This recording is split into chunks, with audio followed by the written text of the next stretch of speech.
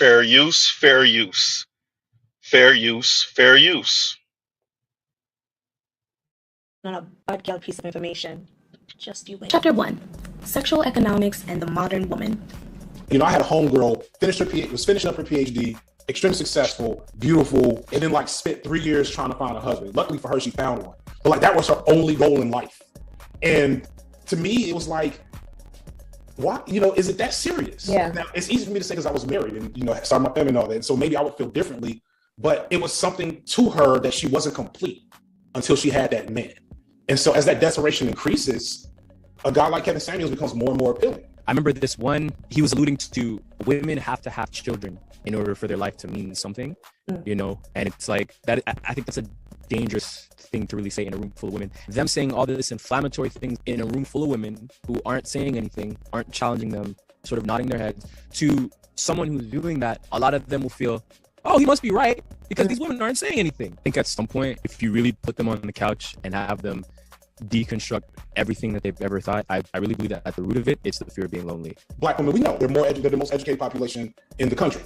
But the byproduct of that is Black women have realistic visions of that neoliberal success ladder, where I can be like, okay, I got my degree, I got access, I'm a hard worker, I'm talented, so I can get all the things that they say that I cannot get. And at some point, you got to check off man, right? Or you don't have the whole package. Yep. And so maybe the key is like divesting, no pun intended, the desire to want all those things. Which, how do you tell that to Black women? How do I tell that to Black women as a Black man? Because then I start sounding like Kevin Samuels. And like, how do I say that to Black women as a Black queer woman? Right. And you can't, because I know they'll come for you. They'll come for you once they'll come for me. Real talk. Yeah. Let's call a spade a spade. There are many women out there who have a deep-seated fear that they will end their lives without first becoming a wife or a mother. And these podcasters' awareness of this fear couldn't come at more of an advantage to them. Because not only do they not have to do the legwork of making that fear a reality, but I think they're also aware that the work it would take for women to not only combat that fear internally, but to defend themselves against the shame and humiliation that would be hurled at them externally, while also accepting that after all is said and done, they still might not get chose. Like, they really might actually die alone. It's too much work. These podcasters recognize that that is too much work for most women. And we know that too. We being women who have or are in the process of letting that fear go, we know that shit can be difficult, which is why Kim Foster says a lot of y'all be feminists in the streets, pick me in the sheets. But what this allows though, is for these podcasters to bring women onto their shows, explain their clearly imbalanced ideals to them, some of which may tamper with a couple human rights, and paint the narrative that all they're trying to do is just not make that fear a reality. They're just looking out for us, you know, trying to do what's in our best interest. Tough love, essentially. According to the alpha male universe, a woman is a being whose ultimate aspiration is cisgender, heterosexual marriage, and procreative motherhood. And because that aspiration is like hardwired into us, apparently that's where all women can trace their true happiness and sense of self-importance back to. The traditional woman, the respectable woman, has no problem accepting that. But a modern woman, she tries to work her way around it. Go there, I am the best thing God ever made. Wait, what does it take? What would it take to be your man, to get to, I mean, even let's take it even more, just to get to like a third date? Probably not as much as you think, the way you asked that question. What's on your list? Let's talk about a first date. A first date, I'm looking for only two things. Do you not physically turn me off? You don't have to physically turn me on. Just don't turn me off. Don't turn me off. Just don't turn me off physically. But they don't have to turn you on? No, not on a first date. Okay. First date, don't turn me off physically. And can I have fun with you? I live a very high octane, intense, stressful life by my own choosing, might I add. Sure. My man, first and second, play date. He's my playmate. Can we play together? Can we have fun? Can we enjoy? Can we laugh? Can I be silly? Can I be a nerd? Can I be goofy? Yeah, that's a first date. How do we get to a second and third date? Does he have to pay? On the first date, yes. For sure. And second, too. For sure. I might pay for drinks on the third date, though. On a third date? It's a little early. I've heard that, too. I've heard people tell me quiet as kept. I do too much too soon. I once tried to tell the boys back when Twitter was still a thing, when you go on the first date, when the bill comes, don't look at it. Just put down your card. Don't scrutinize the bill. Oh, what if they made a mistake? Oh, That's funny. It's way more gangster to just put down. I didn't even look at the bill. Yeah. And I'm going to tell you this that may surprise some. We don't have to go to a 2-3 course meal on a first date for me. Did you go to Cheesecake Factory on a first date? Of course, you're going to ask me that. If we're in Alabama. Not in New York City. Not in New York City. Too many options. Too many options. Too many options. And also, by the way, we don't have a Cheesecake Factory in No, I Manhattan. don't think For the we do. record, I we don't think don't. we do. But do we have to be 6 feet tall? Do we No. have to have do we have to own a company or have a thing? Something? You don't have to be 6 feet tall. First of all, but we have to be jamming. What right? does that mean? I mean, like, I have to be like, I gotta have it going on to be of interest to. I mean, like, you have to have some power. Yeah. Yeah. Now, you talked about 6 feet tall. I personally don't give a fuck about that. That's just me. I don't care about that at all. You can be 5'9". Make a certain amount. Yeah. Yeah. And I'm going to tell you what my threshold for that is. It's different today than it was 2 years ago. You don't have to be a gazillionaire. I just don't need that. I need you to be able to participate equally in my lifestyle, which is what you alluded to earlier, right? Right. So if I have, we're in the same industry. If we have a colleague and she happens to be getting married in the south of France, right. I would like you to go with me, and I would like to not have to pay for your part. Right. You don't have to pay for my part. Right. I got my part. Right. Just pay for your part. Right. And that requires a certain income where we live. White, black, Asian, anybody? Anybody with a caveat. I've been very public that I have dated across the racial spectrum since law school. My most recent fiance was a white presenting Jew. At this point, I do think I would prefer a black identifying man, because never more so in my entire life. I've been black since the day I was born. My name has been Ebony since the day I was born. I have a degree in black studies. I mean, I say that to say I've always lived a very black conscious life, but just the way shit has worked out the past several years, I do believe it would be very difficult for me, Torre, to intimately connect and feel truly safe with a man who did not participate in black identity alongside me. Okay. I mean, I know. I feel you. I feel you when you have certain moments in life. You want to know we are aligned. We don't have to talk. We've had similar experiences, and you get it on a whole different level than needs to be articulated, right? So I've always, even the non-black men I've dated have been conscious enough to understand that it's the center point of my life, right? But I find through lived experience that there is still some dissonance between an intellectual understanding of blackness and a lived experience understanding of blackness. For sure. So I think at this point that is a deep preference. What are the things that turn your head in a man? What do you want to see? I want to see a man who uses his privilege for good. I'm talking about aesthetically? Yes, I'm talking about aesthetically. When you walk in. So you're asking me who looks good to me right now, like in the universe? Coleman Domingo. I'm not necessarily asking you to name individuals. Okay, because we can do that. But I know that there are things that grab me about women. I'm sure there are things that grab you. I look for a man who people are gravitating towards, and not women necessarily. I'm looking for the leader of the pack. So I am attracted to a man. He could be 5'9". Like, there's a man in real life right now who, on a good day, he might be 5'9". But when he's in the room, everybody's almost lining up literally to get some time with him. That shit's sexy. That shit turns me on. Because that's the man whose lens is the driving force of the vision. I like a visionary, Torre. I like a man with some I like a man who, when I come home from an average everyday experience and I say, listen, sweetheart, I'm managing, I'm contemplating this move and this move and this and how this plays out. And I want a man, Torre, that can actually advise me. Who can say, wait a minute. I was with you until then. Okay. You can go where the hell you want to go. Well, no, I want to push back on that 1 second, because I totally understand. I want alpha man.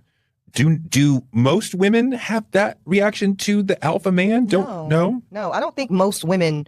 I think me and most women don't go together. I think no, I'm really serious. But isn't alpha what most women are attracted to? I don't think, not necessarily. I'm looking, just thinking about the women that I know that are partnered and married. Yeah. Not necessarily. I think a lot of women are attracted primarily to physical. I think they're leading with that. Okay. Yeah, like first and foremost, you have to look good to me. Now I know that. Yeah, sometimes we'll leave 5 minutes. Thank you. I know because this is fun. Wait, I have known several awesome women who were married to record business alphas. Yeah, titans of industry. Titans. And, like, you're a record business guy, like, you're cool. I mean, like, head guys who were, like, cool and running things in the 90s, whatever. They were like, the last person I want advice from is my husband. Like, I want him to be strong and tough, but tell other people shit. I don't want your advice. I didn't say he needed to run me, Torre. What I mean, though, is... when I want advice, he can give it to me. Correct. In the same way that if I look at most of my female friends, they can't always advise on the same topic areas. But sis, if I can't be like... I don't know. Like, if I need to trust your judgment. I guess this is a judgment issue, Torre. Fair use, fair use. Fair use, fair use. Like, share, subscribe, hit the super chat. Okay, so y'all saw that. Yes, it is what you think it is. the Panderers. Oh, and we're not done, but we're going to talk about these two. First, with the FD clip. What you saw was FD describe exactly what's going on with your upwardly mobile, aspirational black woman. On a butt piece of information. Just you wait. Chapter 1. Sexual Economics and the Modern Woman. You know, I had a homegirl, was finishing up her PhD, extremely successful, beautiful, and then like spent 3 years trying to find a husband. Luckily for her, she found one. But like that was her only goal in life. And to me, it was like, what? You know, is it that serious? Yeah. Now, it's easy for me to say because I was married and, you know, started my family and all that. And so maybe I would feel differently, but it was something to her that she wasn't complete until she had that man. And so as that desperation increases, a guy like Kevin Samuels becomes more and more appealing. I remember this one, he was alluding to women have to have children in order for their life to mean something, you know, and it's like that. I think that's a dangerous thing to really say in a room full of women. Why is Them it saying all dangerous? this inflammatory things in a room full of women who aren't saying anything, aren't challenging them. They're not saying to anything nod because their they head. agree. To someone who's doing that, a lot of them will feel, oh, he must be right because these women aren't saying anything. I think at some point, if you really put them on the couch and have them deconstruct everything that they've ever thought, I really believe that at the root of it, it's the fear of being lonely. Black women, we know. We're social creatures. We're not supposed to be lonely. But Black women are not the most byproduct educated. of that is black women have realistic visions of that neoliberal success. No, they don't.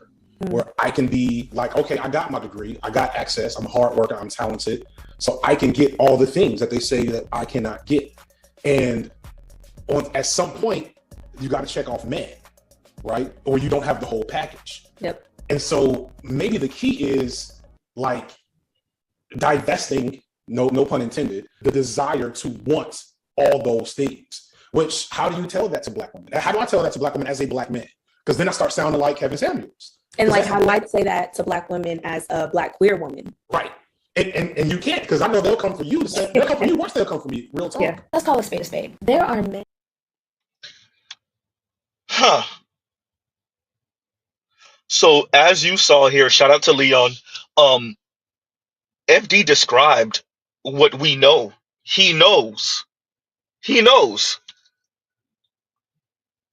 So when he speaks to Bernard Riley, when he speaks to Mr. Z, right? He gaslights. He pretends like he doesn't know. He tries to obscure the conversation. He knows that the women are not letting go of this. And apparently the goal here is to tell them to not want this. Huh? The women want men at the very worst on their imaginary level, because most of the time it's be above their level. Huh? FD knows this. Now FD's gonna say, oh, no, that's boss girl feminism. No, that's this type of feminism. That's this type of toxic feminism. That's this type of toxic. Huh?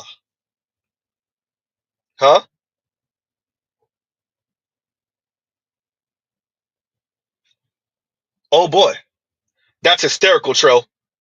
And Trell says, black queer women is becoming quite redundant now, isn't it? Huh? Isn't it? Shout out to Trell Bentley. He ain't saying nothing that's not wrong. Yeah, he's not saying anything that's wrong. Look at this. Uh-oh. Yikes. Huh? Whoopsie. Huh?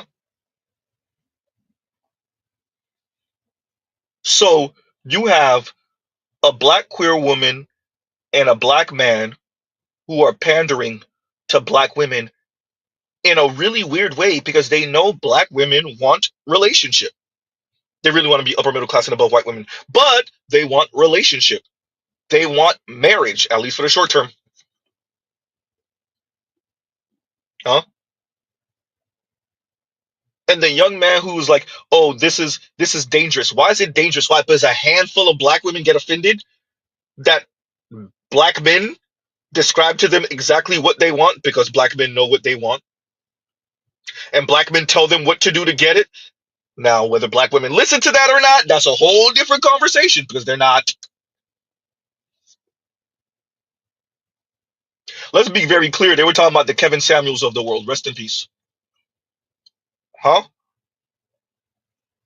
They're talking about the Kevin Samuels of the world. And what was Kevin saying that was so wrong? Dear ladies, we know what you want. You want the baller man. Let me tell you what you got to do to get him. You want the guy that earns over $100,000 a year. You want the six-figure man. Let me tell you what you have to do to get him. Or better yet, what's best practices uh, to increase your chances and opportunities, to increase your odds at landing this guy, at getting this guy to marry you. Huh? And the problem with that is, huh?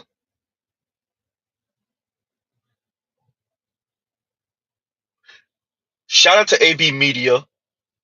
Y'all get it. Panda Bear. Check the thumbnail. Panda Bear. Panderers.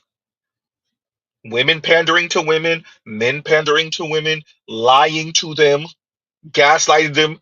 Are you sure that's what you want? Because you ain't gonna get it. But are you sure?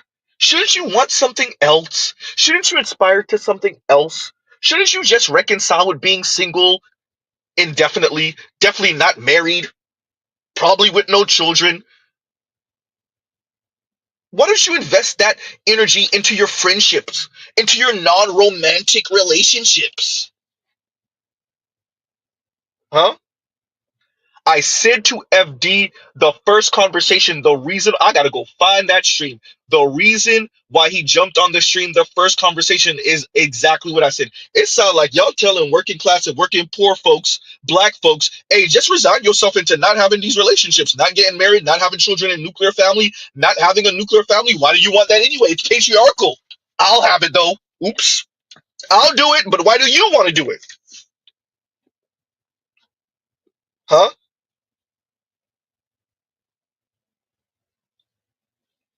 Oh man. Huh? So I'll do nuclear relationships, heterosexual man, heterosexual woman. Y'all, on the other hand, y'all could do y'all pansexual stuff and your bisexual stuff and your non-binary stuff, huh? And your non-nuclear family stuff and your mixed family dynamics. Y'all could do that over there.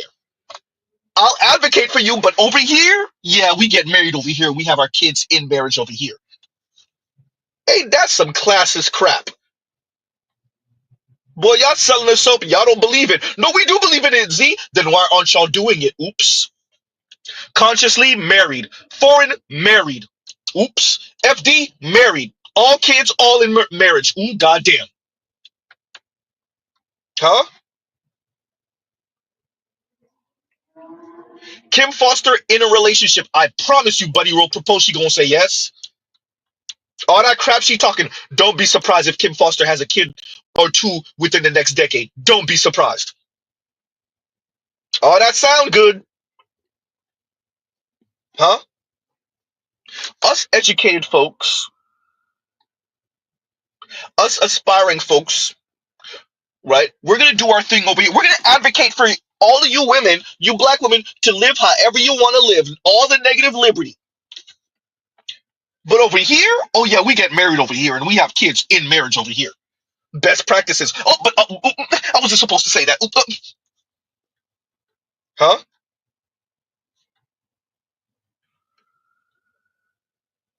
They know. Huh? They lied to the women. All this has been for a couple decades, a few decades, is getting average black women to be comfortable being single and miserable. Goddamn. How are you comfortable being single and miserable? Pretending like they're not. Fake smile on their face. Huh? That's all this it's been. And a number of black women are telling you they're tired of pretending. Y'all want to come in my comments talking about male-centered, decenter men. You know who I'm decentering? You bitch. I'm decentering you bitch think that all women should think like you. I'm decentering you fake ass girl ass bitch. I am decentering you because you're the problem. For my life and my experiences, you have always been the problem. Huh? A number of FDs are running around the black community lying. Huh? Torre is another one moving along. Ebony looked Torre in the face and said, I want the man. When he walk in the room, he's the man. And you saw the look on his face like, okay. Huh? She want a boss. She can only respect a boss. Right? And you watch Tori say, "Let me, I'm going to offer some pushback. Is that all? Do most women want that?"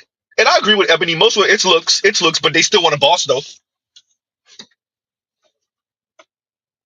Huh? Ebony said, "I don't care if dude is 5'9". I need everyone to gravitate towards him when he walk in the room." And you watch Tori, all of his world was shattered in that moment. Because he's used to women lying to him and he's used to lying to himself. He's around a bunch of fake ass progressive black women and women in general. Huh?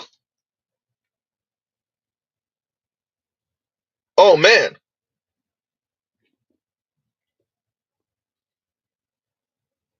And he's used to lying to himself and having others lie to him. Where's that comment I'm looking for? Y'all gives you a second. Where's that comment? Someone, yeah, there we go. And Deadly Shell says, Torre is married to an Arab woman, LOLZ. No, I already know that. And that's why when she went into the race part of the conversation, you saw what he said. Yeah, I get it. You know, you want someone that kind of understands that. I know. I've been knowing Torre was married to a non-black woman. You saw the way Kim Foster responded to that when she found out, or reacted to it, better yet. Uh-oh. Huh? Yeah, because Torre is surrounded by a bunch of Ebony K. Williams. And he'll blow smoke up their rear end. He might even pipe one or two. But he ain't marrying them. You want to know how we know? Because he's not married to one of them. Ah. Huh? See, the Torres of the world, they find it cute. Oh, look at you. Oh, boss girl. Oh, that's nice. Oh, yeah, I'll work with you and I'll chill with you and maybe we'll get drunk one day and we'll pipe and da-da-da. But yeah, marriage. Torre already know what that. If Torre was married to a woman like Ebony, he wouldn't be married to a woman like Ebony for long. Huh? All of that sound good in theory. Ain't nobody trying to marry that. You know how we know? Because Ebony ain't married. Huh? People been knowing that Ebony been out here single for a couple years now. For a few years, actually. She could have been with any one of these athletes or retired athletes. She could have been with any one of these retired rappers, entertainers. She could have been with any one of them. Somebody in the background that worked with these people, earning a few $100,000 a year. She has made it very public and known. Nothing. Crickets. And the guys that would bite, she already told you, on horrible decisions, these guys, they have their little four-door Audi and they have their house in Greenwich and then they think they're doing things. Oh, well. Have you ever considered that's about as good as you could get? Huh? You watched as Torre pandered. I'm going to put the link for the whole interview in the description box after. You watched as Torre pandered and Ebony just finally said it. I think it was around like a 35, 37-minute mark, something like that. Huh? Yikes. And I'm showing y'all that I'm playing the longer part of these clips so that y'all can get context. I'm gonna play it again, but we're gonna cover in a minute the main part of this where you know they know. This is confirmation. Today is all confirmation. Mr. Z stream today is about confirmation. We already knew they knew, but hey, they talking. That's why Mr. Z says let them talk. Once again, FD and T Noir. On a bad girl piece of information. Just you wait. Chapter 1. Sexual Economics and the Modern Woman. You know, I had a homegirl was finishing up her PhD, extremely successful, beautiful, and then like spent 3 years trying to find a husband. Luckily for her, she found one. But like that was her only goal in life. And to me, it was like, why? You know, is it that serious? Yeah. Now it's easy for me to say because I was married and you know, started my family. Let's pause right there. Think about saying that a woman in these United States has accomplished everything else. She has the career. Let's assume she has the house. She has the nice luxury car that she wants. Everything is on the up and up. She's making the right money. The thing that she's missing is the man. And the problem here is, y'all want these women to be comfortable being single and lie to themselves about it? That's why you have Life with Bree. You have a number of these women, black women. And notice, like Mr. Z said, they're not talking to us. Dear Black Manosphere, those women aren't talking to us. They're talking to the FDs, but they're mainly talking to the Teen Wars and other women. They're talking to the Chrissies. They're talking to the Teen Wars. This is what I tell average looking and below average looking women. If you can't date up, be alone. Life is easier that way. And I know that's controversial. I don't care. I don't care. Huh? They're telling women like that, stop telling me to be comfortable being single. I'm not. Stop telling me to you can invest that energy into your friendships. Your friendships are not going anywhere. You're the other black women and the sisterhood. Huh? When you hear the Life with Breeze and these other women who say, stop telling me to decenter men, they're not speaking to us, dear Black Manosphere. They're not speaking to the masses of black men. They're speaking to the FDs, but they're definitely speaking to black women. Huh?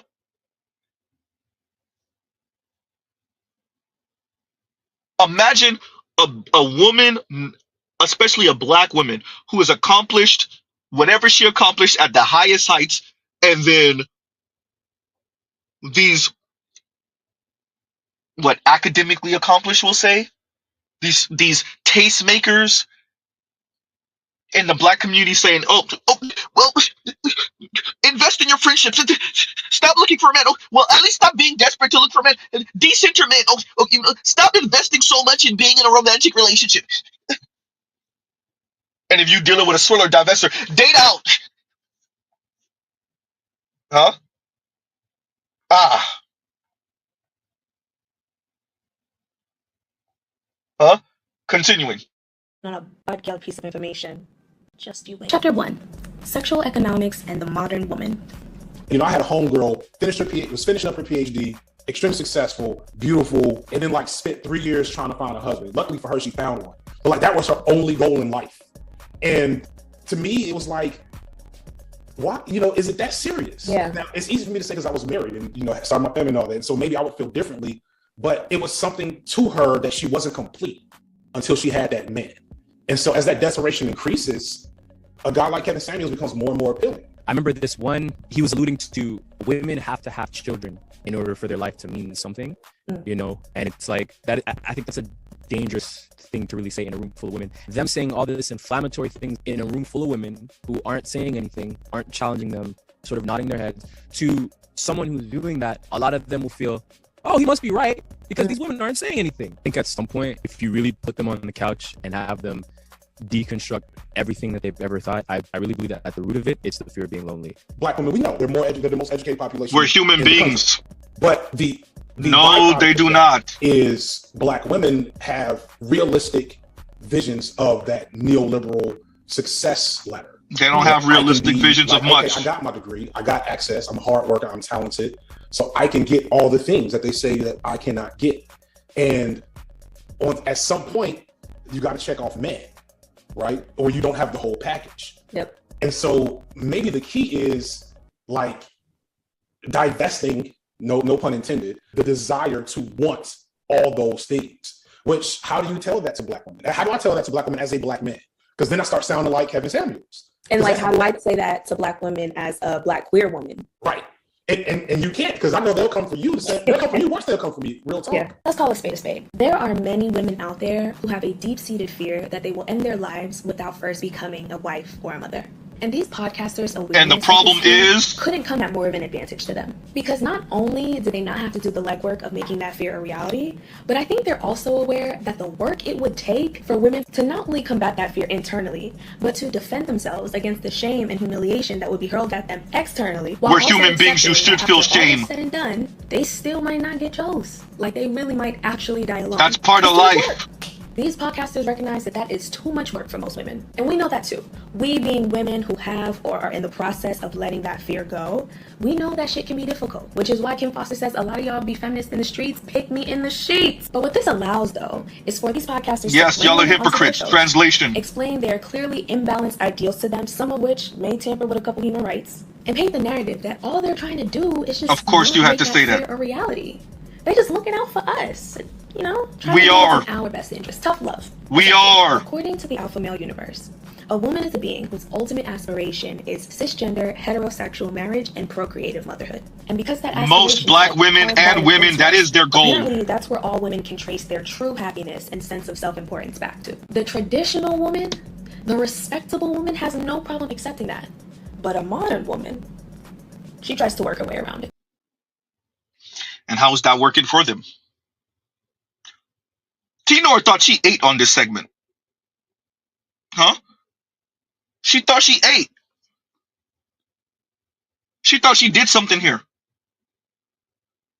We're social creatures. Do you know? First, let me get this right. What a coinky dink that it is the educated, upwardly mobile folks in America that are getting married, and more often than not are likely to stay married compared to everyone else. The lower you go down in socioeconomics, and when you factor in race, particularly for black folks, the more likely folks are to not be married, not have children in nuclear family. Huh. And yet y'all are telling black folks to be comfortable with that. Black women to be comfortable with that. Stop fighting to be part of patriarchy? Huh? These are patriarchal aspirations? Yikes. And Grab Second Gear says, why do they think they can beat biology? They don't think it's biological. That's what they're saying. They don't think it's biological.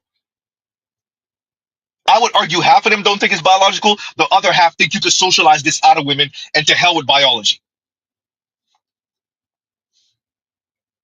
Huh? They think that's pseudoscience. That's what T-Nor just told you. That's a bunch of crap. Because apparently she found a way to not care about these things. And you see what Better Use is? Damn, she's LGBTQ? Shaking my head. T-Nor's cute. Would that mean nothing? And I think she's Jamaican descent too. I've been telling y'all. Huh? Think she's Jamaican too. New York Jamaican on top of that. Oh boy. Huh? Ah.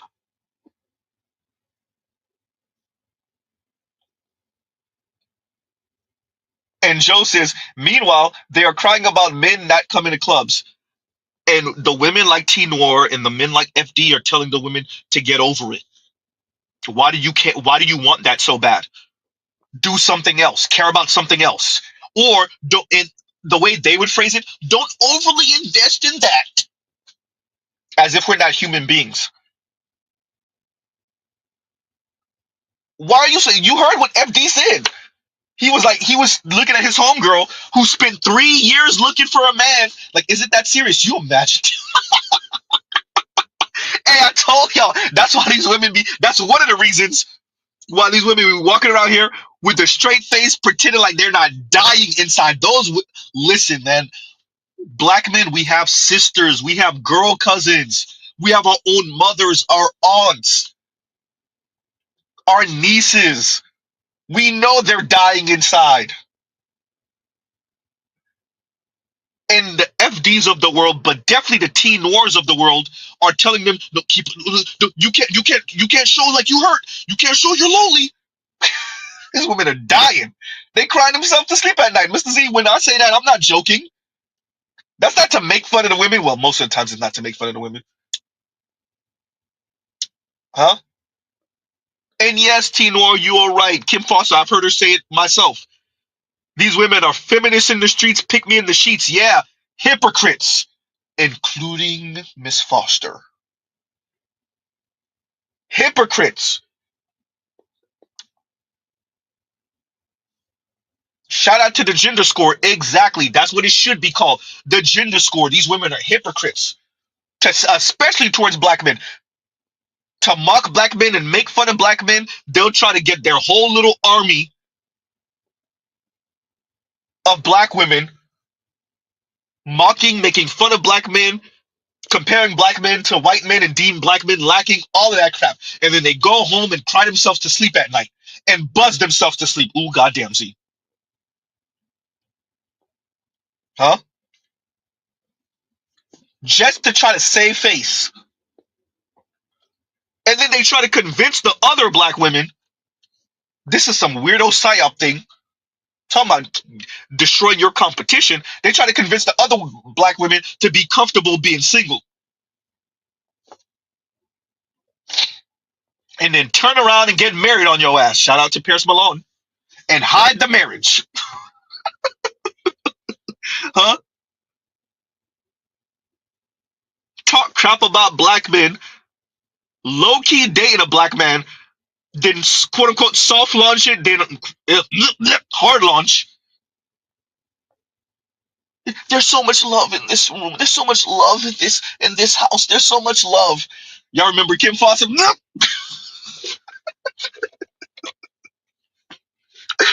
Oh man. Huh? And then a young brother talking about how is this dangerous? The women want a man. Black women want straight black women, which is the masses. Even the bisexual ones are just playing. That's why they're bi. Huh? They want a man. That's why you meet so much LGBTQ women, black women, who cheat on their female, quote unquote, spouse and significant other with a man. Uh-oh. DV incoming. 3, 2, 1. Punch. Oops.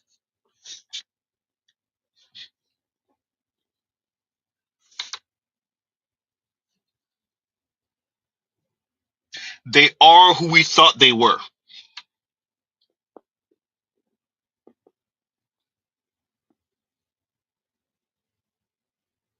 Y'all heard FD say it. So I doubt he ever pop up back on Mr. Z's channel, but y'all heard him say it. So wherever he pop up in the future and he act like he don't know, if y'all there, y'all get him on it. He understands that this is this is not a figment of men's imagination. That the women say, I'm here and I need a man here. The FDs of the world know it's not a figment of men's imagination. And as you heard him say, how am I supposed to say that as a straight black man? How am I supposed to say that as a black man? That maybe you should divest from this, no pun intended, maybe you should divest from this thing.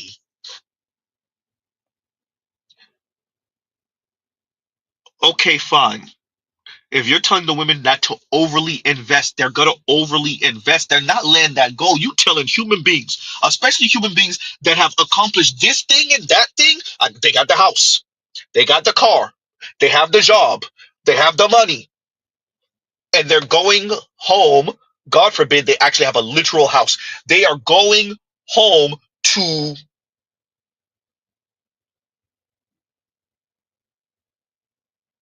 huh? The pet can only get them so far. Buzzing themselves to sleep can only get them so far.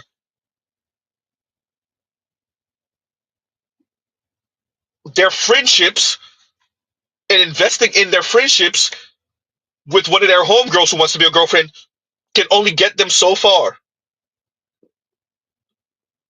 Huh?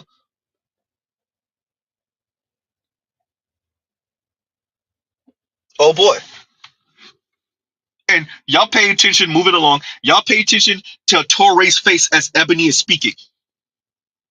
Continuing. Go there. I am the best thing God ever made. Wait, what does it take? What would it take to be your man, to get to, like, I mean, even let's take it even more, just to get to like a third date?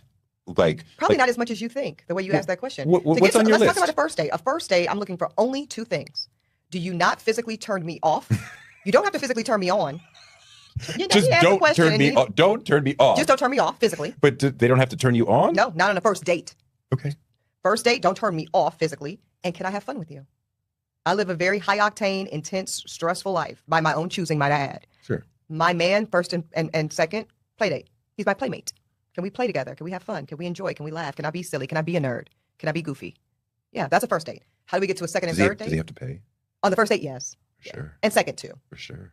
I might pay for drinks on the third date, though. On a third date? It's a little early. I've heard that, too. I've heard people tell me quiet as kept. I do too much. Like, share, subscribe, hit the super chat. I once tried to tell the boys back when Twitter was still a thing, when you go on the first date, when the bill comes, don't look at it. Just put down your card. Don't scrutinize the bill. Oh, what if they made a mistake? Oh, That's funny. It's way more gangster to just put down. I didn't even look at the bill. Yeah. And I'm going to tell you this that may surprise some. We don't have to go to a 2-3 course meal on a first date for me. Did you go to Cheesecake Factory on a first date? Of course, you're going to ask me that. If we're in Alabama. Not in New York City. Not in New York City. Too many options. Too many options. And also, by the way, we don't have a Cheesecake Factory in Manhattan. For the record, we don't. But do we have to be 6 feet tall? Do we have to do we have to own a company or have a thing? Something? You don't have to be 6 feet tall. No, she wants a boss. We have to be jamming. What right? does that mean? I mean, like, I have to be like, I gotta have it going on to be of interest to. I mean, like, you have to have some power. Yeah. Yeah. Now, you talked about 6 feet tall. I personally don't give a fuck about that. That's just me. I don't care about that at all. You can be 5'9". Make a certain amount. Yeah. Yeah. And I'm going to tell you what my threshold for that is. It's different today than it was 2 years ago. You don't. It's have different to be because you ain't never get it. Goddamn. I need you to be able to participate equally in my lifestyle, which is what you alluded to earlier, right? Right. So if I have, we're in the same industry. If we have a colleague and she happens to be getting married in the south of France, right? I would like you to go with me, and I would like to not have to pay for your part. Right. You don't have to pay for my part. Right. I got my part. Right. Just pay for your part. Right. And that requires a certain income where we live. White, black, Asian, anybody? Anybody with a caveat. I've been very public that I have dated across the racial spectrum since law school. My most recent fiance was a white presenting Jew.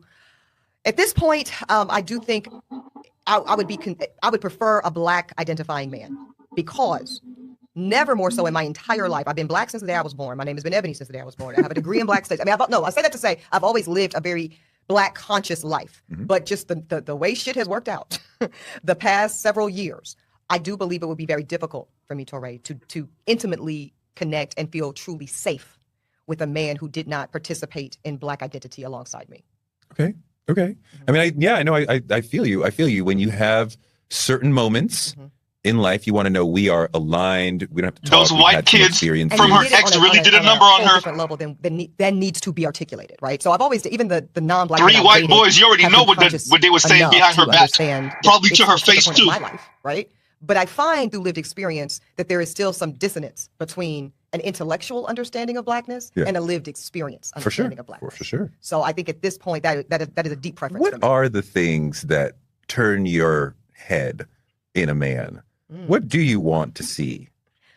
I want to see a man who uses his privilege for good. I'm talking about. You talking aesthetically? Yes, I'm talking about aesthetically. When you walk in. So you're asking me who looks good to me right now, like in the universe? Coleman Domingo. I'm not necessarily asking you to name individuals. Okay, because we can do that. But I know that there are things that grab me about women. I'm sure there are things that grab you. I look for a man who people are gravitating towards, and not women. Look at his face. Look at his face. I'm looking for the leader of the pack. So I am attracted to a man. He could be 5'9". Look at the head nod. Look at his face. Right now, on a good day, he might be 5'9". But when he's in the room, everybody's almost lining up literally to get some time with him.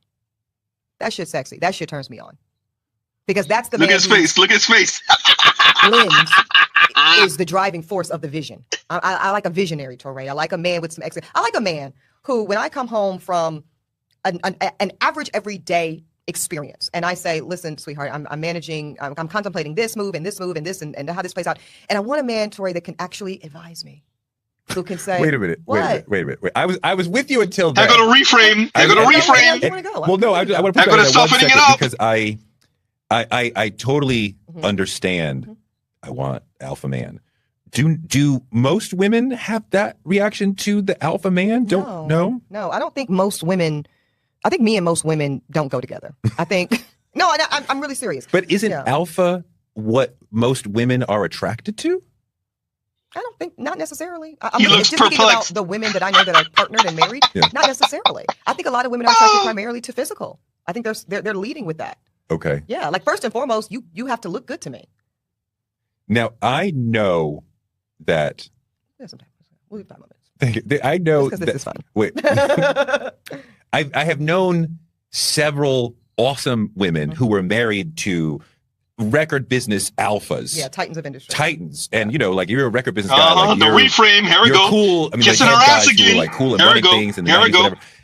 They were like, the last person I want advice from is my husband. Like, I want him to be there we strong go. and tough, but tell other people. There we go. I don't want your I advice. didn't say he needed to run me, Torre. What I mean though is, when I want advice, he can give it to me. Correct. In the same way that if I look at most of my female friends, they can't always advise on the same topic areas.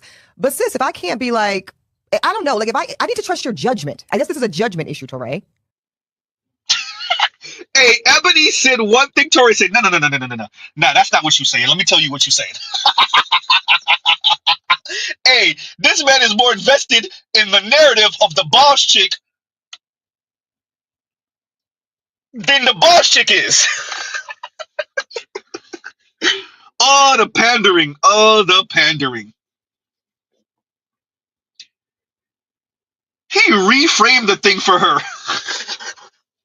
She said she wants a dude when he walk in the room, he's the man. That's what she said, Tori. That's what Ebony said, Tori. Tori's like, no. Let me tell you, I have friends, I have girlfriends, and like they're with the boss man, and like they still want the boss man not to tell them anything. Isn't that what you're saying, though? You tell other people what to do. You don't tell me what to do. Huh?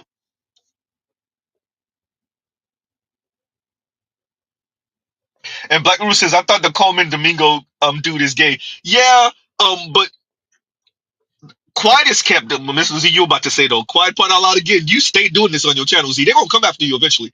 Quiet is kept, and we all know this. Mr. Z is just gonna say what we all know.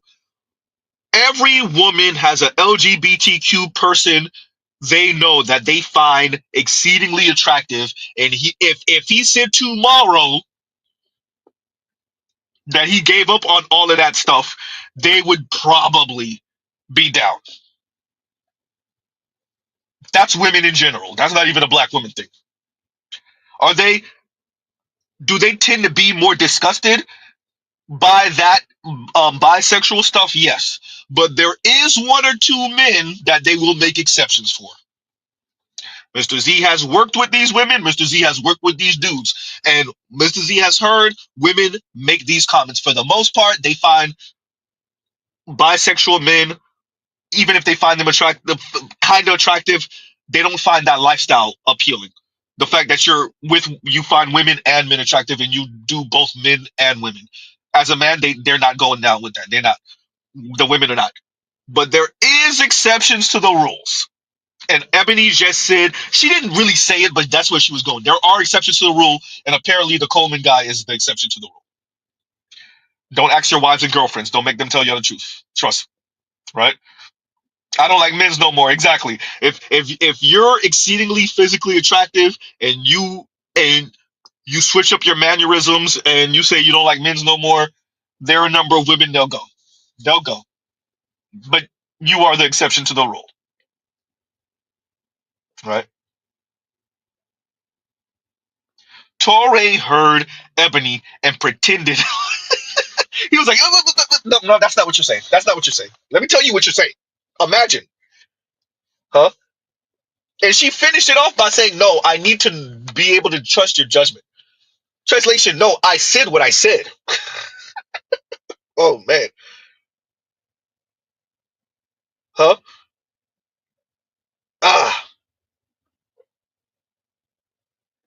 So on to the main event. The main event. Z, you took forever on everything else. I know. Here we go. Oh, y'all give Z a second. And there we go. I think we should also speak about why aren't black men going to college? You know what I mean? There's especially at the same rate as our black women. Do we want to look at any of the internet context, or we kind of all know what we're talking about here? Yeah, this one has been hitting. It's this one of those things that is set ablaze on multiple different platforms. That's how I know that it is actually hitting the zeitgeist pretty hard. A lot of people kind of get a little sanctimonious about it, and they don't like to address like the multitude of factors that I think. Yeah, we're trying to figure out one little culture war cause for like a huge ecological problem, and I feel like that's when shit starts to get stupid real quick. Exactly. Like they're not looking into the myriad of different forms of oppressions that stymie black men specifically from getting into college, yes. Or like actually going to college, or having like not even a matter of getting into college, but like just the imagination to even doing it. Like, I mean, like, yeah, like how I think about it. Thinking about it. Like, it was expected of me to go to college. It would be weird if I didn't. Simply because, like, I come from a immediate family of lawyers and doctors. And not only that, but like you get into the whole immigrant discussion too. So like that's a whole other thing. But oh yeah, okay. You went to school or college in the States. Exactly. Right, yeah. And like not only that, but like a lot of immigrants, like especially in the Bahamas, are immigrants that have the means to get to the Bahamas in the first. I mean, to get to the States in the first place. And then once you do that, you're talking about a different socioeconomic class, and that's a socioeconomic class is more predisposed to going. Yeah, exactly. So, what people don't realize is just like if you don't have anybody in your immediate family that didn't go to college, the stakes for you to go to college is even lower. It's far easier for you to probably end up going to a trade school or to get involved in like the corporate ladder. I think it's a regressive conversation. And I think it also speaks, more so like there's like a subcontext where black women are venting a frustration, with black men, for not going to college. I think that that's like the end of the.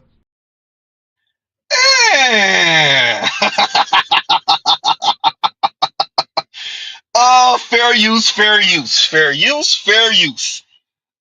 Ah, you think, foreign? You think that they're venting a frustration, or you know they're venting a frustration?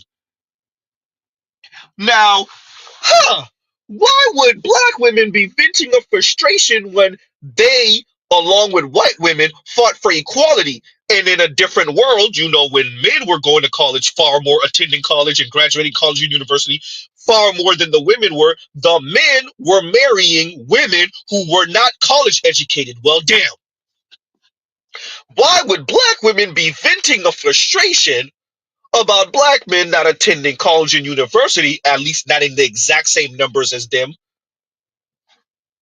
Why would black women be venting a frustration if they wanted equal? Oh, that's not what they meant by equal. Oh. Huh? Is it also status? Huh? Because there are men, black men, who earn just as much, if not more, as college educated black men. Now, it tends to be that college educated folks earn more. Now, y'all don't ever control for those millionaires. Y'all always include that top 5%. Now, pull that number all the way up. But okay, fine. Really, the top 1%. Okay, cool. All right. It is what it is. There are, though, men in general, black men specifically, who are not college educated, who earn just as much, if not more, as college educated black men. But that's not exactly what the women are speaking about, huh? Okay, fine. There are also black men who are educated, just not institutionally, huh? Who are autodidacts and who know a little bit about a lot and know a lot about a few things. But the women aren't talking about that either now, are they? College education, the degree in particular, not because the black women actually care about educated black men. Let's make sure that we say that. But because who are they supposed to marry eventually when they're done on the carousel? Goddamn Z. Huh? How is she supposed to show her worth as a educated, college educated, institutionally educated, indoctrinated, educated woman? How is she supposed to show her value if she's not with a college educated man? Yikes. How is she supposed to signal that? Is it about a man who she can hold a conversation with and who's interested in the similar things that she's interested in? Or is it just the status? And Dr. Thunder says, all status all the time. And there you go. What's going on, Doc? Oh boy. Foreign, you think the women are black women are venting a frustration? You think? Oh boy. Huh? Once again, like, share, subscribe, hit the super chat. Right? And continuing, y'all, continuing. Has been cut off.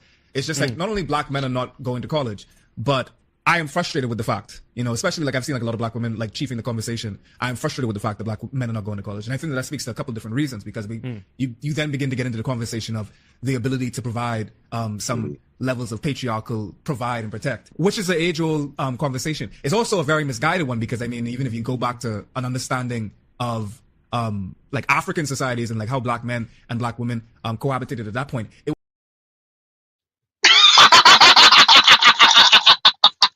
I want y'all to understand this is a black man who goes to the gym, who works out, who's married and had his child within marriage in nuclear family. Huh? Talking about the African tradition, they always lean to that.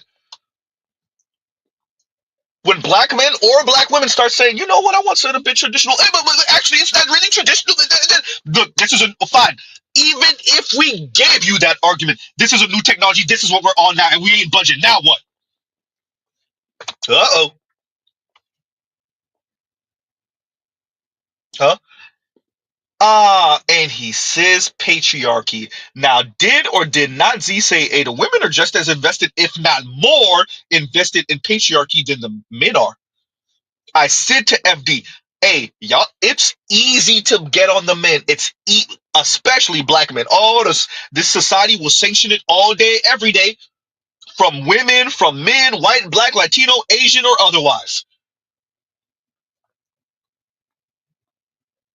Oh, it's easy to insult black men. Oh, it's so easy. You can mock black men. You can insult them. You can insult their manhood or lack thereof. Their quote unquote patriarchal aspirations. You can insult them for having money and knowing their worth, or not having money, for being educated and knowing their position in the society, and not being educated and, well, thinking that they have a higher position than you think they do. You can mock black men till the world stops spinning on its axis.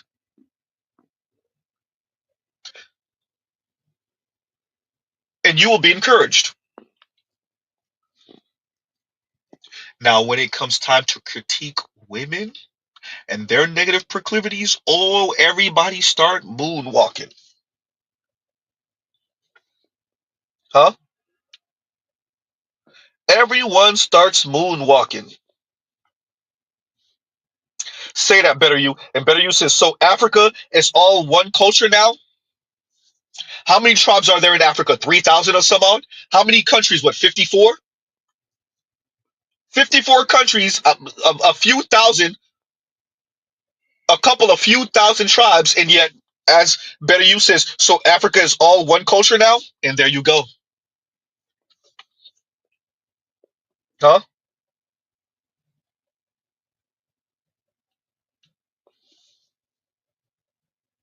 The women want what they see as a man, and what they see as a man is someone who earns more than them, someone that tends to be of higher status than them. That's what the women said, and that's what they want. That's what they aspire for. If you are broke and I choose to deal with you, I will belittle you. It is what it is. Huh?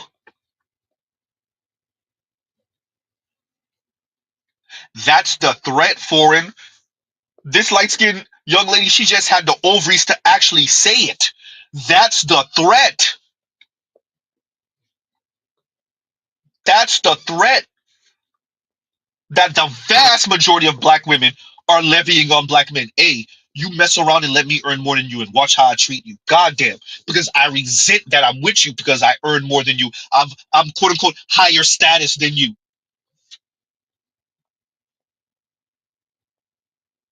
Foreign, clearly you already know. You just been played in everybody's face this entire time.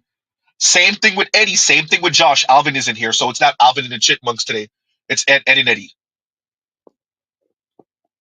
Huh?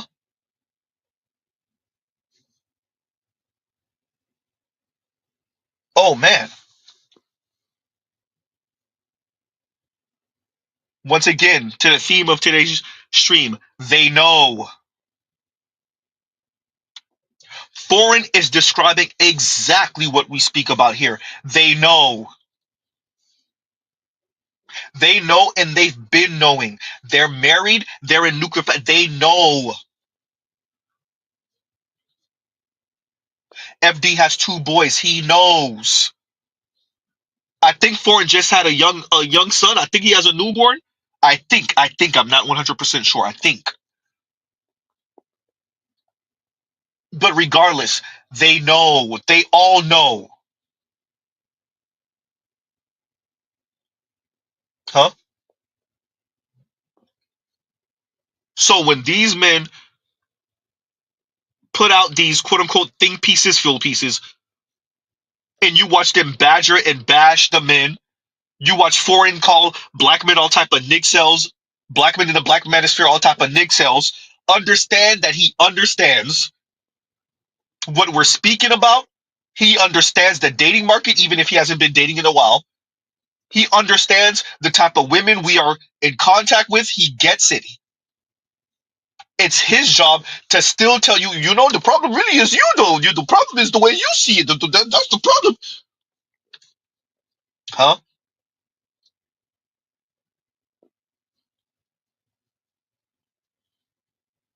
He's a panda bear. Shout out to AB Media. Huh? Continuing. The idea of provide and protect never looked that way for It was never us. that top down kind of No, it wasn't. story that we get. That top down. There's a pun in there. You mean hierarchical?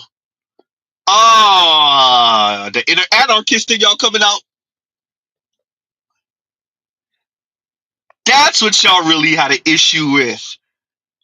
Because you know that if the women pursue this, the men are going to be like, yeah, so what do I get for being college educated in this relationship? I know what do I get from you for making myself college educated? Uh-oh. See, Kim Foster kind of alluded to it when she covered this, when she was mocking black men. The problem is you.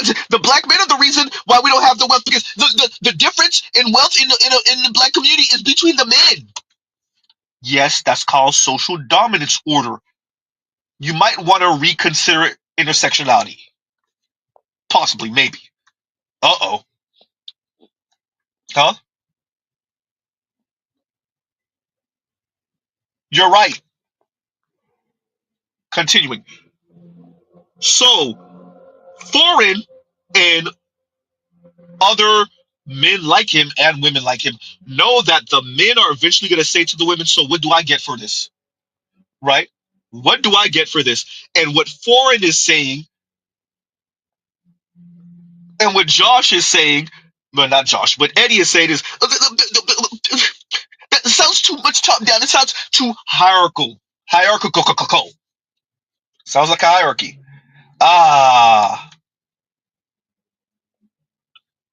This is what Mr. Z said. Let them talk. Look, if these guys are in a conversation with us, they have to defend their point. Maybe not them individually, but when it's men like this and women like this, these black feminists in particular, whether they're men or women, they have to defend their point. So they're going to act dumb. They're going to act like they don't get what we're saying.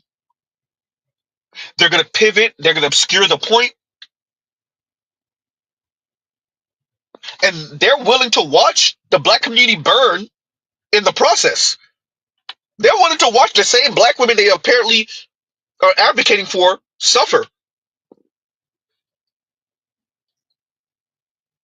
Right? What they're telling you here is they know exactly what's going on. They know that it's not just the men imposing this quote unquote manhood on men.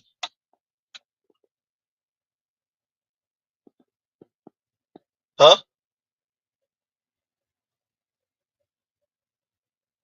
Now, remember, Foreign is the same one that called you Nixel.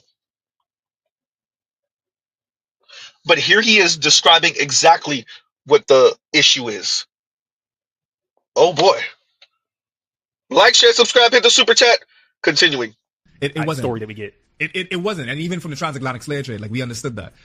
But still, the mythos is carried on, especially like when you deal with the fact that, and a lot of people don't like to hear this, but like the black woman, just like how the black man wants to be white, shouts to Fanon, the black woman not only wants to be white, but more importantly wants to be woman. Like you have to understand, like a lot of the time.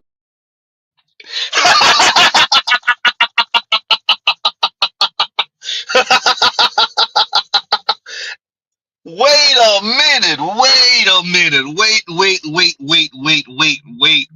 Wait. Is that foreign man in a foreign land? Not Mr.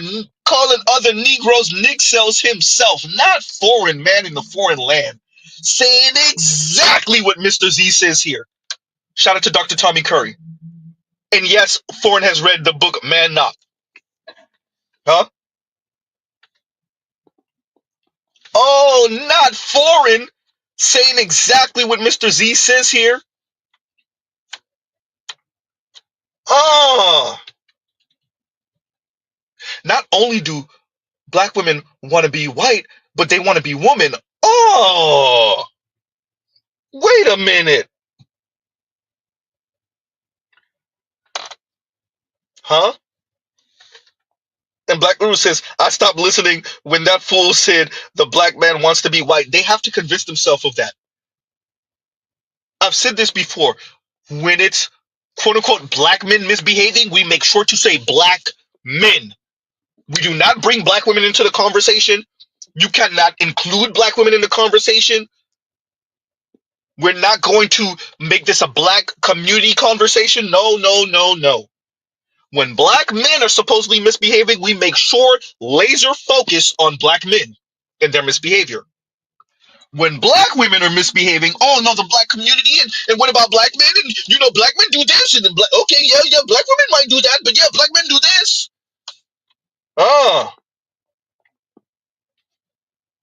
Remember, these are the people that said they don't want no patriarchy, but yet they sure love making sure that you're responsible for black women's behavior.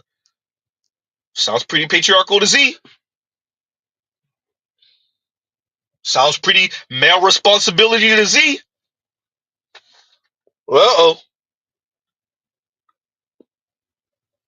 Critique the negative proclivities of black men in a vacuum. Critique the negative proclivities of black women and make sure to bring in all the circumstantial evidence and so what happened was and so you have to understand the environment and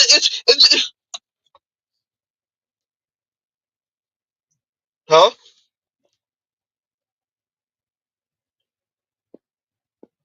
Foreign is letting you know he knows exactly what's going on.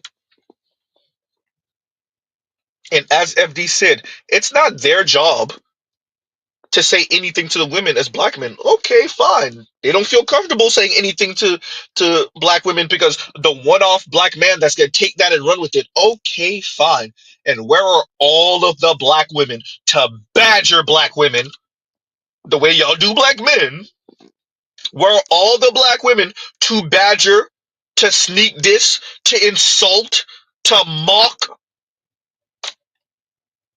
other black women about these supposed patriarchal aspirations? And it's not supposed, it is patriarchal aspirations. But where are all the black women to mock and insult and demean black women on this? Huh? Continuing. White, but more importantly, wants to be woman. Like, you have to understand, like, a lot of the time, like, the black woman is denied femininity. Like, they are denied humanhood, but more importantly, denied femininity. They're always characterized as I've masculine. kind of hinted at a couple of times before that I think, happens with a lot of these culture war combos. Precisely. And like the reason why, like, I mean, like, to externalize it and also understanding that white supremacy is just such a very difficult institution to tackle. The black woman is put in a situation where she can only vent her frustration potentially to the black man. The black woman can't necessarily attack the white supremacist institution. So like the immediate person to fight is horizontal. It's not vertical. You know, like. Wait a minute, Ford. You ain't listening to Z. Look. He could have came to this on his own, and I wouldn't be surprised if he did. He could have came to this by speaking to other folks, the FDs of the world and whatnot. This is stuff they know, regardless of where he got it from. They know. What Foreign Man is showing you right here is that he knows that black women are taking their anger for not being upper middle class and above white women.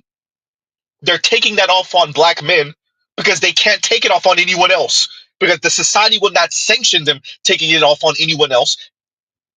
Huh? Everyone in this society knows what's going on. Everyone in the black community knows what's going on. Everyone's pretending to black men. This is why the black manosphere is a problem for them. Because we're telling black men, you don't got to deal with this.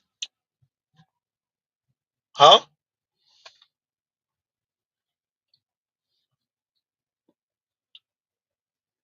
Foreign is telling you exactly what Z has said.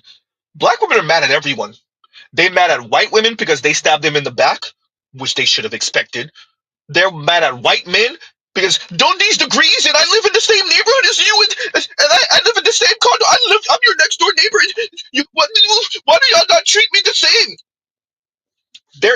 Black women are mad at white men too. Why would y'all marry us? Why would y'all pursue us? Huh? Black women are livid at everyone. But the only one they could take their anger off on, or they're allowed to, better yet, take their anger off on, are black men.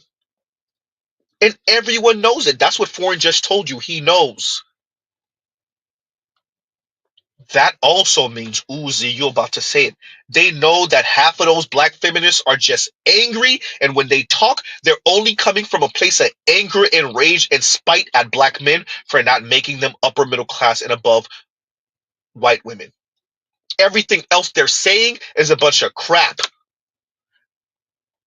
It's not about the DV rate. It's not about the fatherless homes. Black women, no. You didn't make me an upper middle class and above white women. And they're not speaking to individual black men. They're speaking to all black men.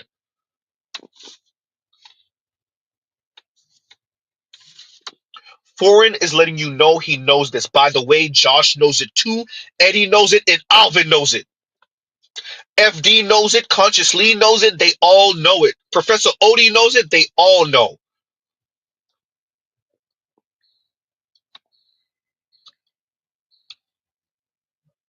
You have a bunch of people who are tastemakers and have Little Bill knows it. They're tastemakers. They're YouTube creators, content creators, those that are on TikTok. They know. Especially those of them that kind of hang in the same circle, they all know what it is. Amongst all of these people, FD obviously has the largest channel at about 1 million right now. But when you add up all these people, you probably sit on a couple million subscribers. Between Kim Foster and T Noir and Khadijah and Cat Black and FD Signifier and Lil Bill, and there's some cross pollination and a lot of people are subscribed to all of them. But you're probably looking at 2 million, maybe 2.5 million subscribers with all of them, if not more. That's a lot of black folks mainly But also non-black folks, don't get it misconstrued. There's a lot of non-black folks, better yet, that are watching these folks.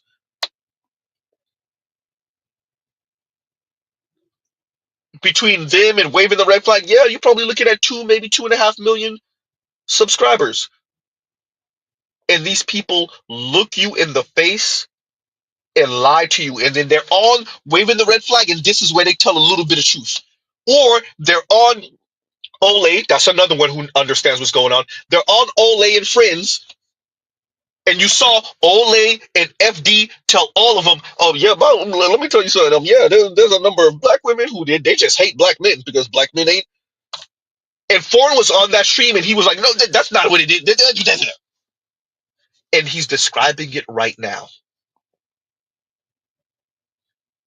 Huh?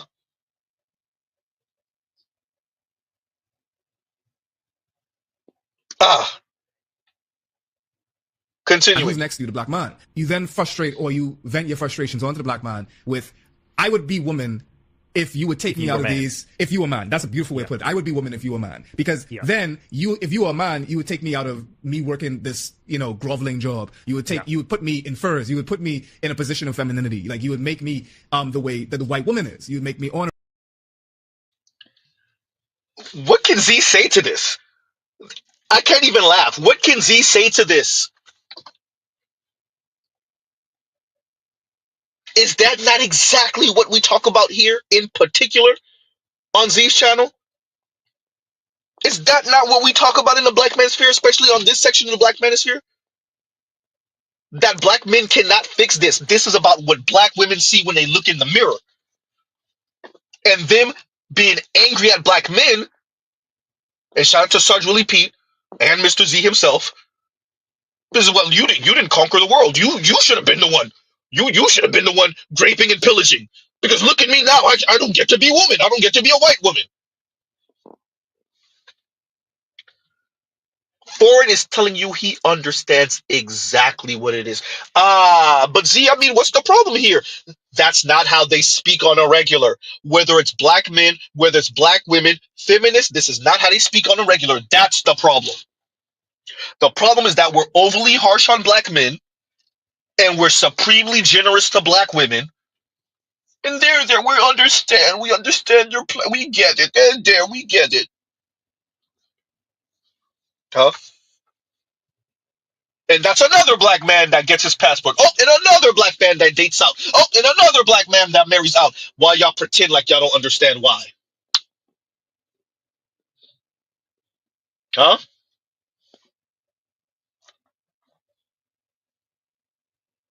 Oh boy.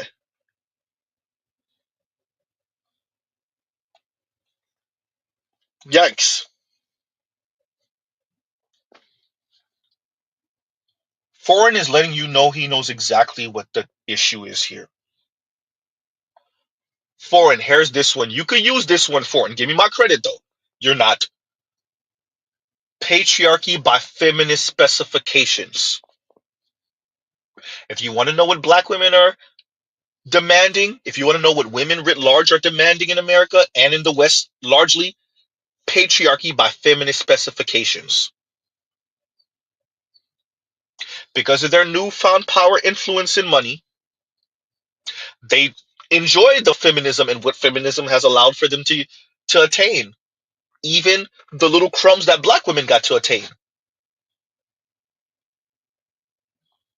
With that, they still want patriarchal men. To a limit. The provide, protect part, the part that you were mentioning. They still want that. The women writ large, black women specifically, still want the provide, protect part. Huh?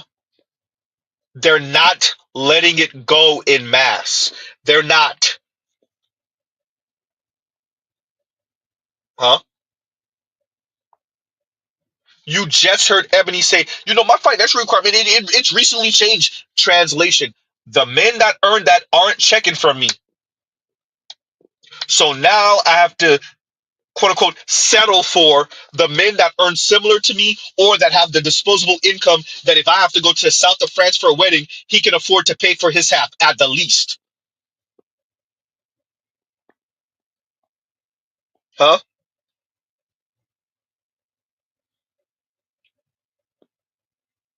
And that's not just a boss girl feminist thing. That's a woman thing, goddamn Z. Huh? Yikes. Continuing. You would make me dainty. You would make me soft. But I can't be because I have to be in these proximities to danger, and I'm tired of it. That's what I think like a subtext of this is. I heard that in real life before, actually. Damn. Like in so many words, like a woman I was dating, she told me something very much so like in that vein, like she didn't feel feminine in a sense. I'm like, what do you mean? Like you are a woman, like you are a beautiful black woman. Like I see femininity all in and throughout you. But well, I guess like what she means is like you were saying, like if you were a man, you would make me a woman, so I could just really be in my feminine bag and not have to work and worry about so many things that I'm being tasked with taking care of. Like so. That's Josh. Josh is the one on the top right-hand corner. That's Josh telling you that he had a woman tell him that. Presumably a woman that he was in an intimate relationship with. That's how he framed it. Tell him that. Black woman, tell him that. Oh boy. They're letting you know it's not a figment of your imagination. Now, here's the fun part. This is when they tell you, but, it's the way you respond to it. What you're supposed to do is try to convince her to need that. Look, black men, there are black men that try that and fail beautifully. Not miserably, fail beautifully. F flying colors. Black women want what they want.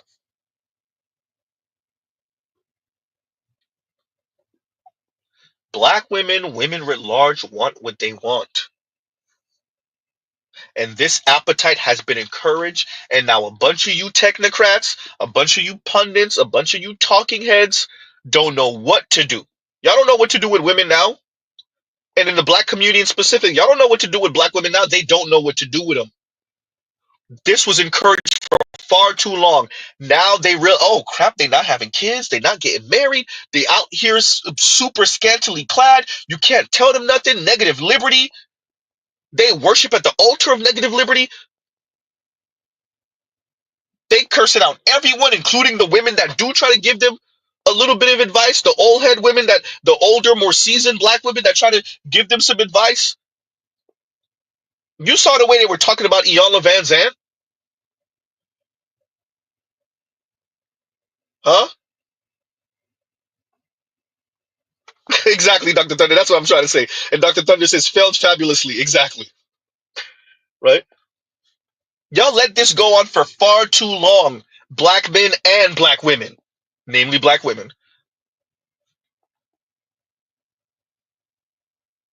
And now you have a bunch of black women who are bitter, angry, resentful that black men didn't make them white women and make it even worse. See, they used to work in their homes. Now they work next to them in the cubicle and they listen to Becky lie to them about how great Chad is all day, every day, and how great her life is. Y'all ain't seen nothing yet until y'all start seeing these non-black folks talk about how they don't need this job. And you know they need the job. It's not just a white thing. Huh? And so now black women are working next to these white women, seething. Becky come in with the wedding ring. Huh? Becky come in with the new fully loaded Toyota Highlander. Huh? Becky come in. Oh, you know, we just got the house. We got it. We got it. Huh? Becky come in pregnant, in marriage, in wedlock. Goddamn.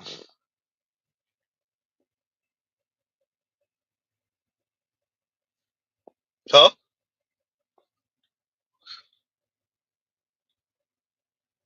And black women in the corner in their cubicles seething. Assuming she has an office and she's doing well, she's in the office seething and she got to pretend like she don't care. Oh, the worst.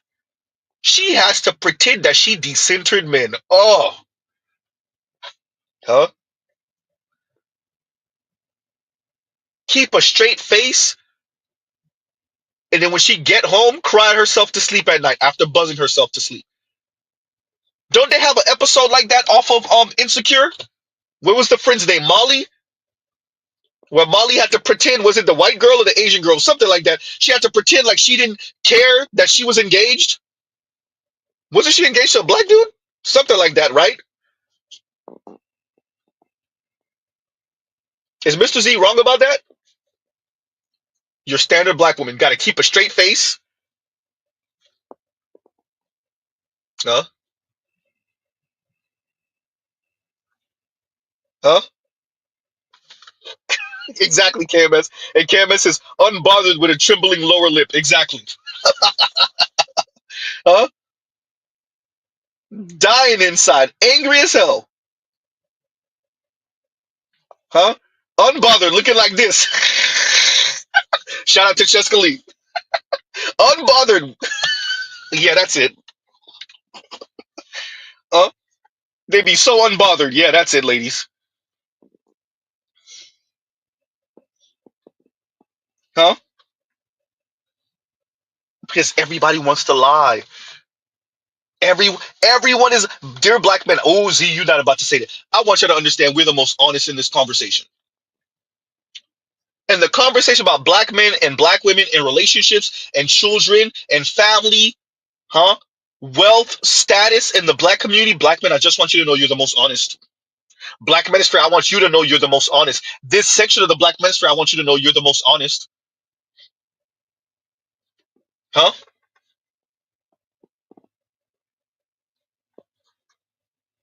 Oh boy.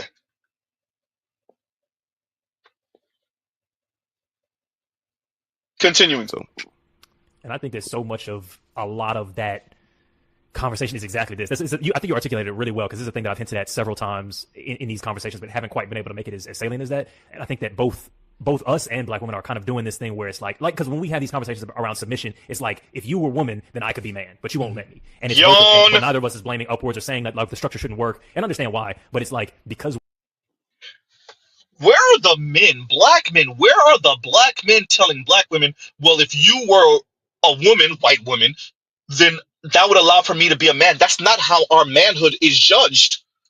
This is what Mr. Z is saying when they do the whole, but let me tell you what we do. This is how black men are messing up. That was a horrible example, Eddie. That was a horrible example. Our manhood isn't judged off of that. See, if you were women, then I would get to be a man. No.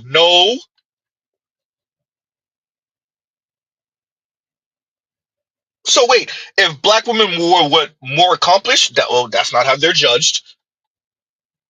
Huh? If they had more resources, well, that's not how they're judged. Huh?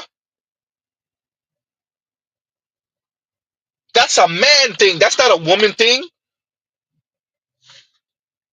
Damn, y'all be trying too hard.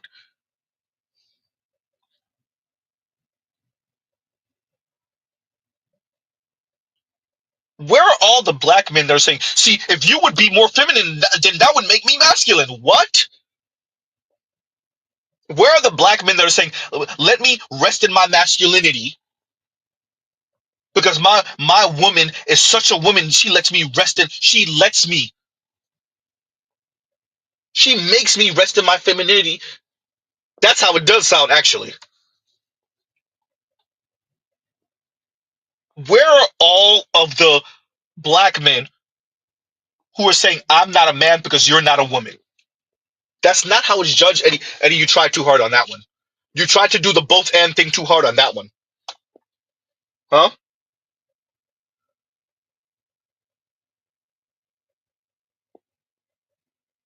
Yeah, let me actually read this. And Kevin says that Native Land podcast talked about the gender war recently. You seen that, Z? Someone sent me the link. It's in my history. I'll check it out. I'll check it out. I'm gonna bring y'all up in a minute because Mr. Z cannot stream forever today. So let's continue. access to whatever the traditional standard is for gender, beauty, success, whatever, we're looking to try and replicate that by like replicating it in a small way in our relationships. So I think a lot of those conversations around I would never propose to a man, or if a man doesn't do X, Y, and Z for you, is like you said, there's this denial of being able to access this made up bullshit femininity thing that we're told we're supposed to adhere to.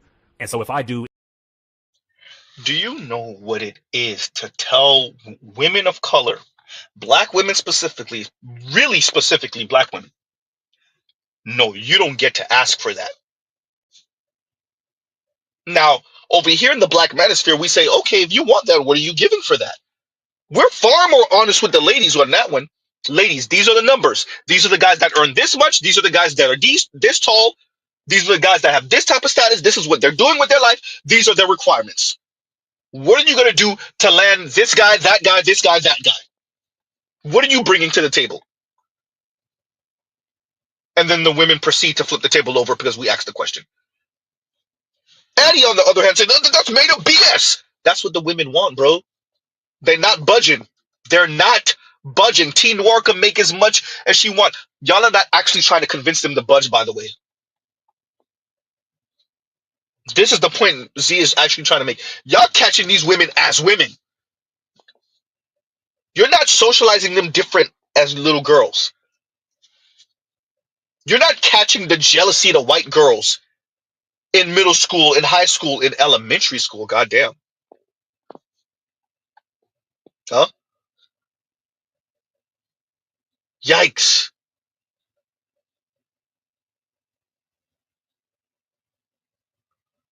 Huh? What can you tell her when she's goddamn 33?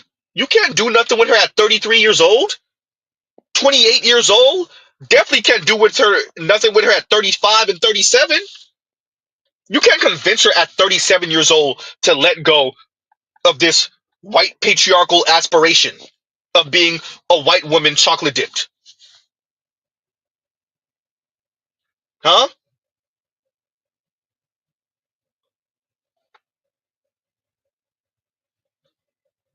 And let me read this one from you now, KMS. And KMS says, and thank you for the super chat. Like, share, subscribe, hit the super chat. KMS says, what does Genghis Khan get? He gets to bow. Exactly. You conquered the whole world. And you know what you get? Some high mileage, reluctant vagina. That's what you get. At best. Huh? You imagine you conquer the world, and then the woman you're with says to you, aren't you glad that I chose you? Huh? You find the cure for cancer, huh? You find the technology that allows for human beings to jump galaxies, huh?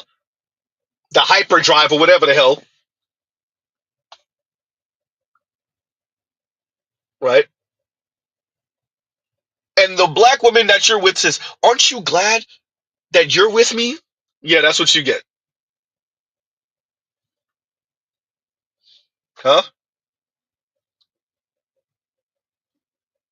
Continuing. adhere to. And so if I do anything that kind of undermines that further, then that makes it to where I'm not allowed to be women. And same thing for dudes. It's like, oh, I need you to submit in the household and I need you to cook and clean and shit like that, because otherwise I'm not a man, because I'm definitely not getting paid enough. And I'm definitely not, I don't have power in society. So, but if I can have it here. So I don't know if Yeah, but Eddie, you trying too hard. Ooh, you trying too hard. So let me get this right. You could tell when a black woman is with a quote unquote boss ass real man because of the way she dresses, the way she walks, what she drives, the zip code that she lives in, etc., etc., etc. While the man, you could tell how. Oh, it's all at home. So you have to be at their home to see that he bark out orders and she listen. And his food is on the table when he gets home. And she washes all the dishes and cleans all the clothes and take care of the kid, and she don't talk back. And why is Mr. Z bringing this up? To say what Eddie said makes no sense.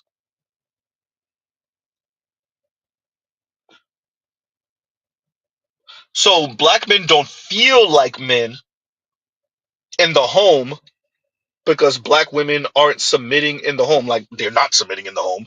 What home? But if only she would submit in the home, then I would feel like a man. That's not what women are saying. Women are saying, you need to bring the material goods. You need to be of high status. You have to have the resources. You have to have the look and the physique for me to feel like a woman, for me to compete against white women, for me to look down on white women. And your response to that is, yeah, if black women would just be at the home submitting, then a black man could do what to a white man with that? Oh, you know, my wife at home is doing what I say. That, look, man, this don't make no sense. This is what happened when you try to do the both and thing when it's time to critique the women's behavior. Yeah, but look how we mess up. Look what we do. Yawn. Continuing. No, and like the dark part, well, not the dark part, is actually like a way forward. Like the emergence out of the cave is understanding that even if you did, you still wasn't going to be a woman. You still wasn't going to be a man in that narrow construct of what those things are, because you wasn't supposed to be in the first place. Like, it was not designed for you. Yeah. Exactly. So an understanding, actually, if you free yourself from that and then accept exactly, or begin to imagine ourselves outside of what these structures look like. I just want y'all to know, y'all listening to a married man with a kid or two saying, imagine yourself outside these structures. Foreign, your wife really, really working real hard, huh? You making, Foreign, I know you making some good money off of YouTube. You're in the Bahamas. You're in paradise. Huh? You have, what, a couple of advanced degrees under your belt from the US, and you're now in Bahamas with a wife and a kid or two. You're living that life. You're literally living that life. Y'all recall when I spoke to FD the first time, and I was like, this is pretty much all that black men are really asking for. He's like, well, why do y'all want it? What?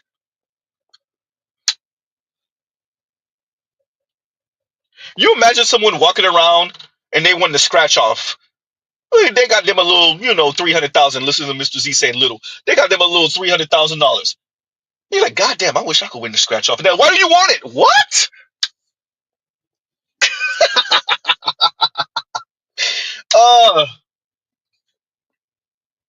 Stop aspiring for this man-woman thing that men and women have been doing, I don't know, for ages, for millennia. And definitely don't aspire for this thing because it's white. It's like this patriarchal thing. This is a white patriarchal construct.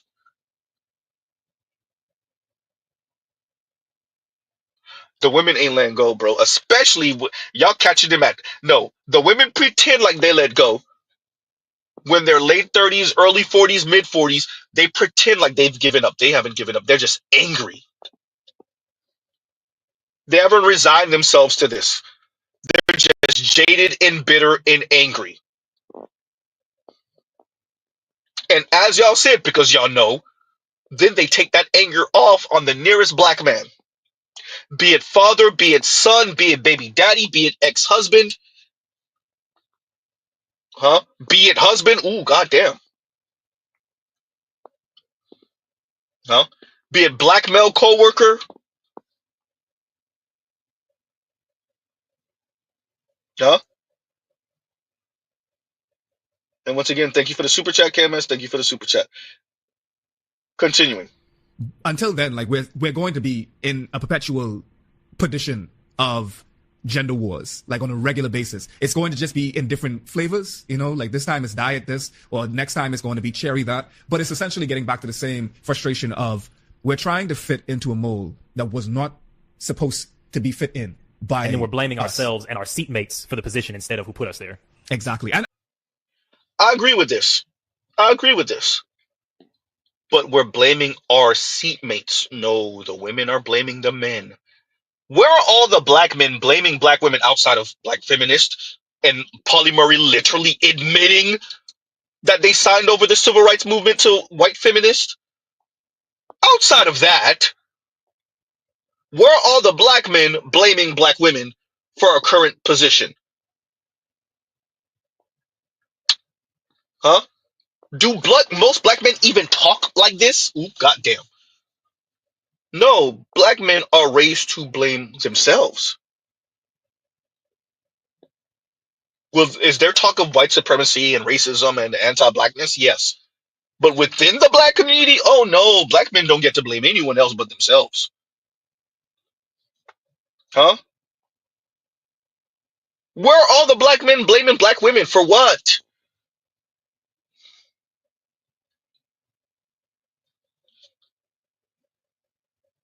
Y'all trying way too hard to do this both and thing.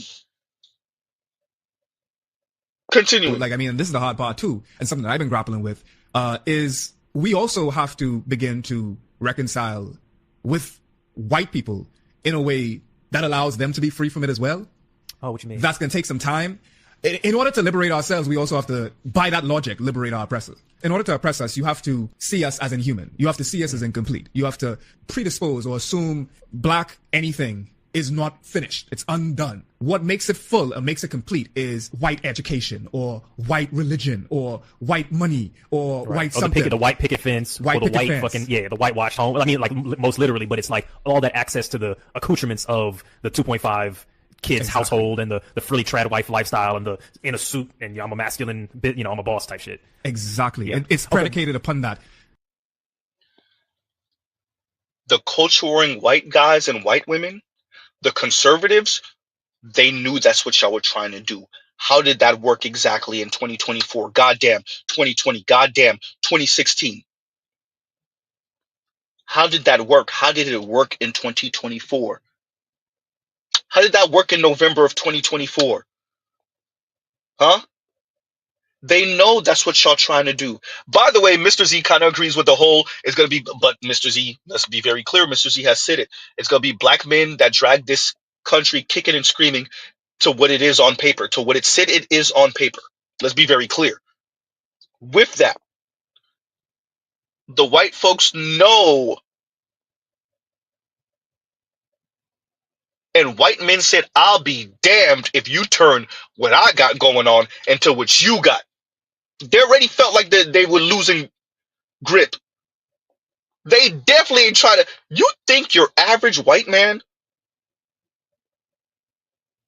wants to be walking down the milk aisle with his lady and she's cursing him out and embarrassing him in front of everyone? That's what they think when they see black women. Huh? You think your average white man wants to be walking down the street with his Asian girlfriend and having white women mocking him and making fun of him? You couldn't be with no strong white woman. You think white men are signing up for that? Huh? You think white men want to be in Thailand with the lady boys? You think white men want to be in Thailand and have white women damn they're following them around? Why you over here with the Asian? Why you not marrying us? Why you do? I don't like the way y'all talk about white women.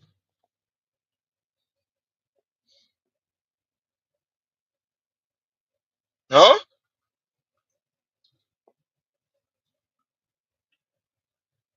You think white men are gonna sign up to have articles written about them by LGBTQ white men, by white women, by kiss ass white men that say white men are the weakest link?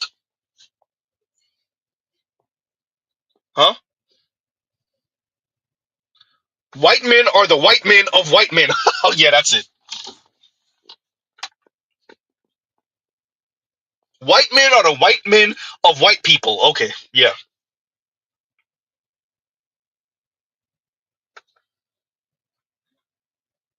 Yeah, look, white folks are part of the conversation because they snooping in, they're listening in, they're watching. There were white folks watching Kevin Samuels. You think white men are signing up for that? You think white men are signing up to turn white women into black women? They already have enough issues with white women as it is. You think white men are going to sign up for Who Wants to Be with Average anyway? And by the way, white women are low-key already saying that. But you think that white men are signing up for white women to say it overtly? We don't need you no more? You think white men are signing? They're not signing up for that. They are not signing up for that. Huh? What? So white women could throw who? Asian men in white men's faces? White men are damn they're about to burn the world down if they see an attractive white woman with a black man. So what's next? White women throwing black men or Asian men in white men's faces? You ain't no real man. Look, the Asian men builds. Asian men build. What have you built? Yeah, that's it. Huh?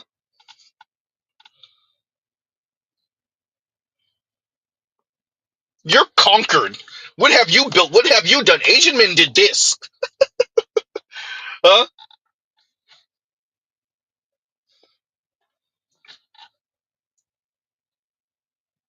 I moved into the Asian neighborhood because the white neighborhood is too violent. Well, yeah, that's it.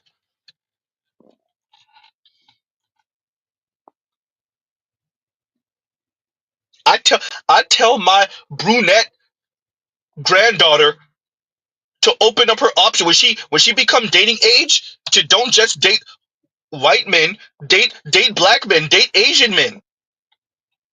You think what man? Oh, white white men will nuke America if that's what is in store for them.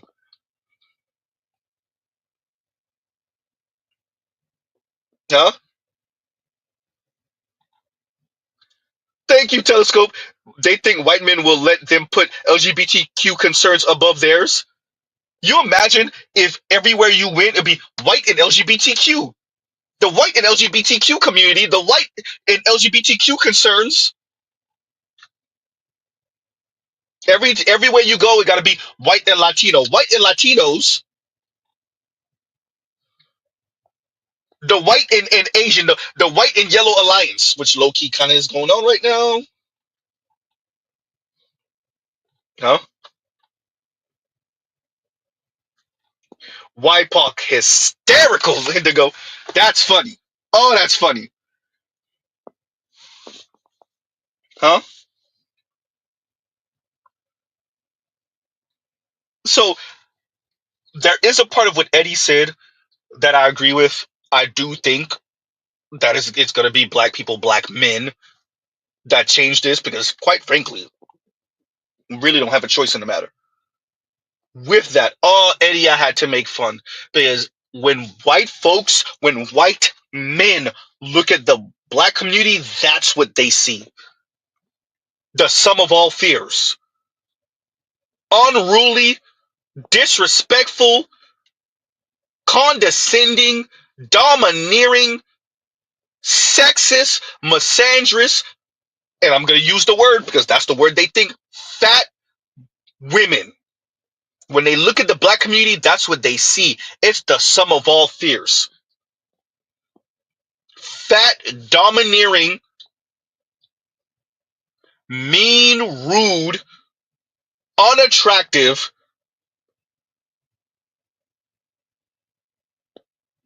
women.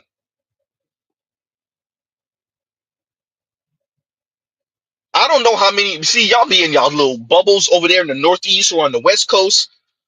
Maybe you're in a little liberal enclave in the South somewhere. You talk to the average white dude, God forbid, the average white conservative, oh, we're going to get real ugly. Huh?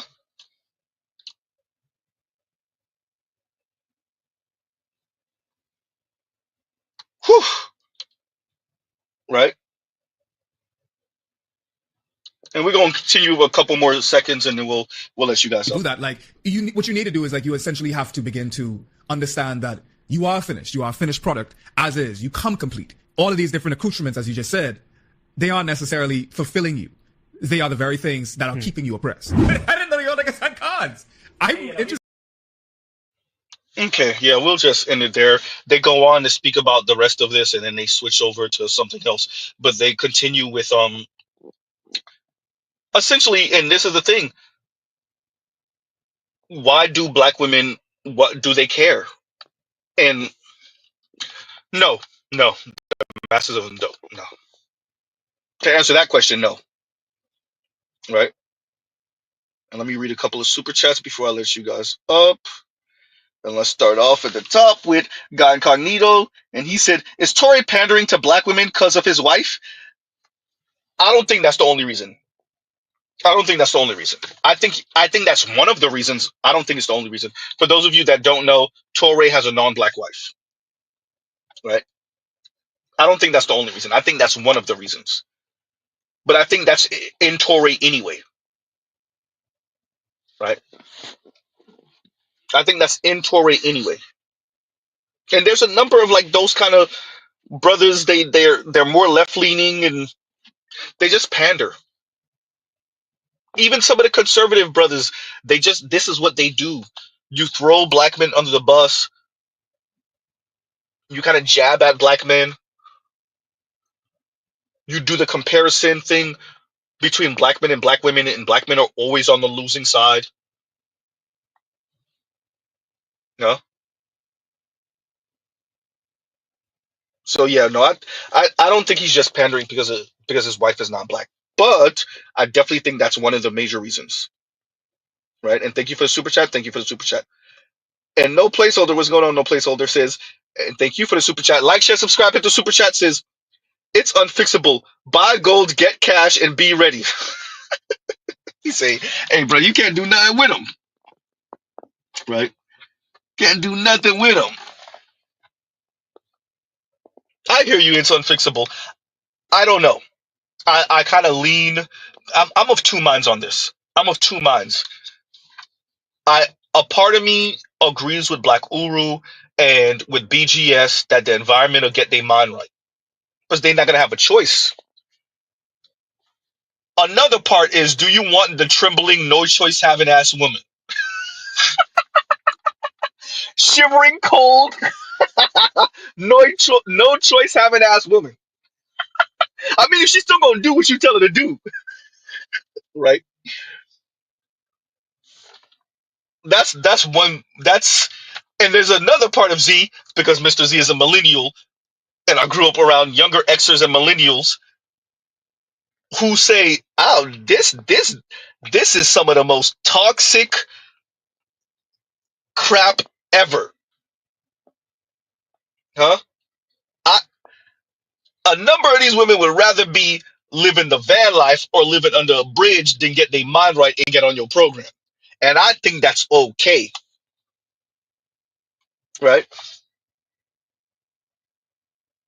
And those to me are the ones, not only are they not fixable, no placeholder, they're damaged beyond repair. And that's like, I am so reluctant to call people who are not like child predators or murderers or something like that irredeemable. Right? I'm super reluctant to call people who are not on that level irredeemable.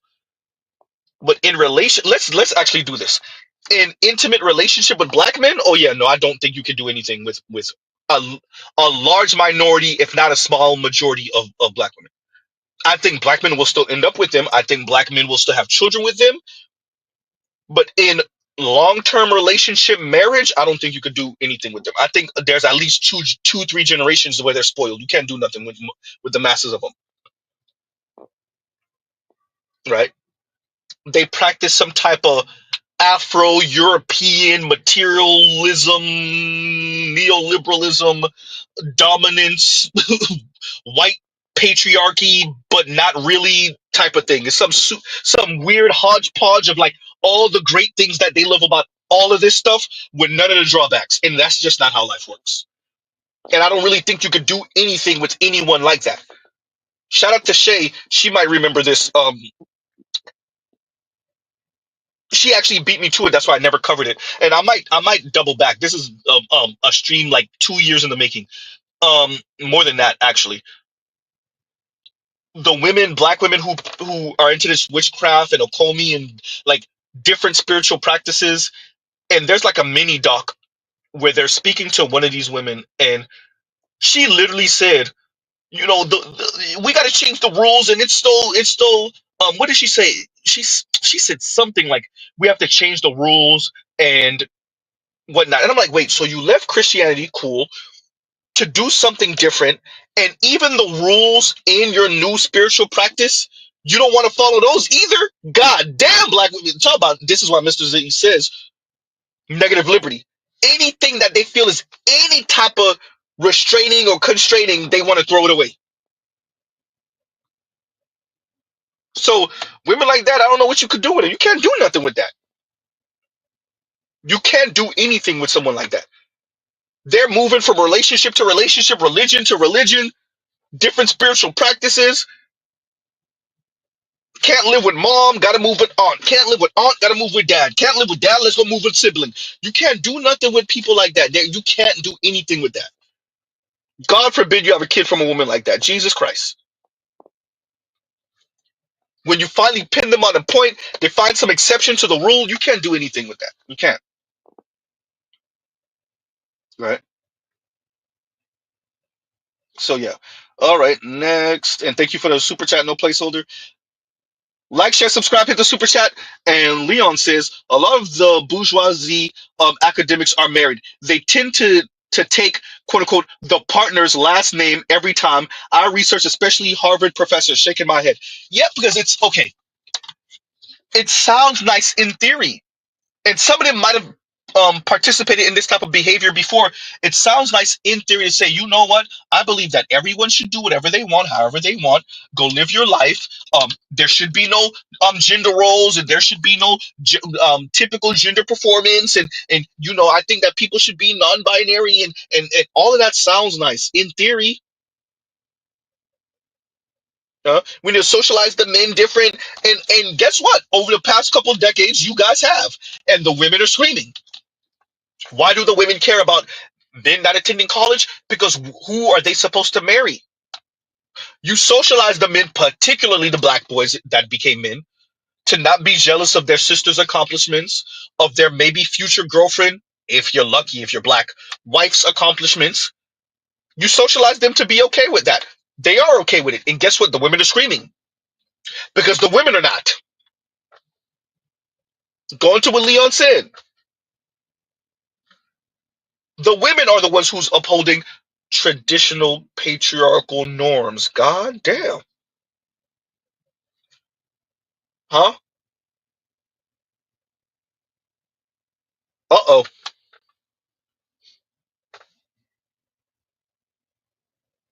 The women are saying things like, well, if I earn more than you, I will belittle you. The women are saying that. Huh? If you doubt Z. I said, if you are broke and I choose to deal with you, I will belittle you. It is. Yikes. And Leon, thank you for the super chat. Thank you for the super chat. And we'll read this last one and I'll let you guys up in a minute. And Kanguru says, men don't have a problem with women chasing their careers. Just don't chastise men when you double back at 40 and we are cool on you. You chose who? You chose 304. Yeah, you chose the 304 life. I get what you're saying. Right? Yeah, well, look, do women double back exactly on the same guy that they turned down in college? Yeah, it might happen here and there, but no. Usually it's someone kind of like the type of guys that they didn't find attractive when they were 25 and 23 and 26 and whatnot, right? That's what we mean when we say that, true. And when we talk about doubling back, it's not that the women necessarily had an epiphany. It's not, better yet, it's not that they're not still attracted to what they're attracted to. It's that it didn't work. Trying to get, and let's be clear what's going on. And you're hearing more and more people um debate this. The 80-20 rule. Now, yeah, we know it's a bit exaggerated, but still, the 80-20 rule. You were one of the 80 that didn't end up with the 20. You are one of the 80 women that didn't end up with the top 20% guy. And so you're doubling back, right? And when we say top 20, it doesn't necessarily have to be finance. It's money, it's finance, it's looks, it's height, it's charisma and status, it's all of that, right? But you didn't end up with who you deem as one of the top 20%. And so you're doubling back to someone who, if you would have chose earlier, you would have been married to for a decade now, 6, 7 years now. If you would have, quote unquote, expanded your options and thought about the world differently and thought about men differently, thought about yourself differently, goddamn. Now you getting congruous ass to kiss. Huh? That's you're bad, ladies. You're bad. Right? And y'all give Z a second. All right, let's do this. Let's do this. Y'all give Z a second.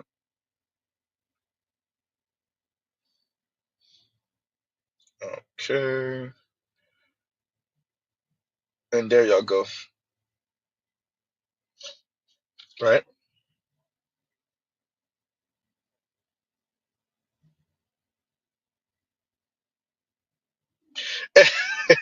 Telescope says basically they feel ugly and unwanted, and your validation is worthless. It's got to come from Brad. Nothing you can do with that. If you're coming into contact with women of color, in particular black women who have this complex, I agree with Telescope. You can't do anything with that. You can't redeem that. You cannot redeem that. If you are dealing with a black woman who's not happy in the skin that she's in, you can't do nothing with her. That one, I don't think you could do anything with that one. Right? The black women that wish they were white women, um, politically, socially, phenotypically, maybe economically, you could work your butt off, you could win the lottery, you could, if it's finance, that's because as Mr. Z says, upper middle class and above, that's far more achievable than if she's trying to be a white woman phenotypically. You can't do nothing for her with that. You really can't do nothing if she wants the rich life as a white person either. But if she's trying to be a white woman phenotypically, you can't do nothing with that. There's not enough bleaching in the world that could do that, right? You can't do nothing with her. If she's trying to be a white woman politically, you can't do nothing with her with that either. If she's trying to be a white woman socially, you can't do nothing with her with that either, right? Ah, huh? So I'm glad I was able to play this for you guys. Stay tuned. We have a couple of very, I don't know when I'm going to be able to find the time for these, but there's a couple of things I want to cover. There's a white feminist professor that I checked out a couple days ago, and then a person emailed me. And I was like, I listened to it already. There's the others, the black woman that speaks about black women potentially being the colonizing agent. I'll put the link for that one in my post.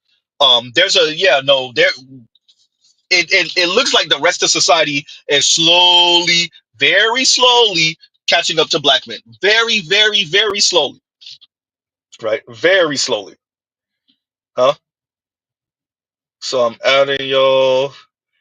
Okay, let's do this because I know Leon is short on time. Leon, you go ahead first, and then I'll let y'all, the rest of y'all, speak in a minute. Go ahead, Leon. Well, I'm gonna say it like this.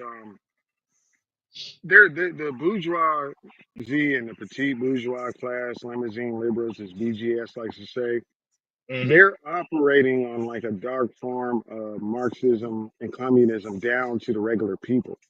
So you're telling them not to engage in certain Mm, forms of relationship that they're mm-hmm. actively engaging in.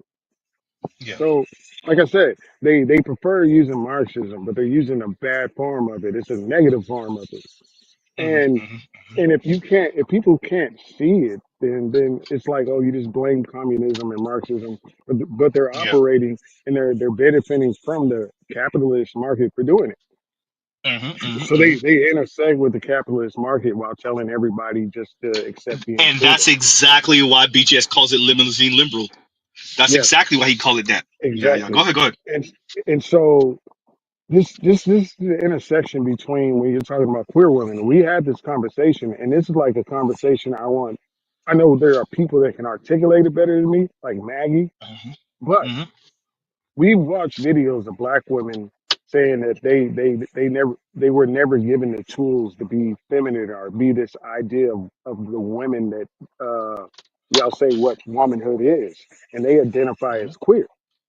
So, but then you have the commodified market based Version of femininity. identity.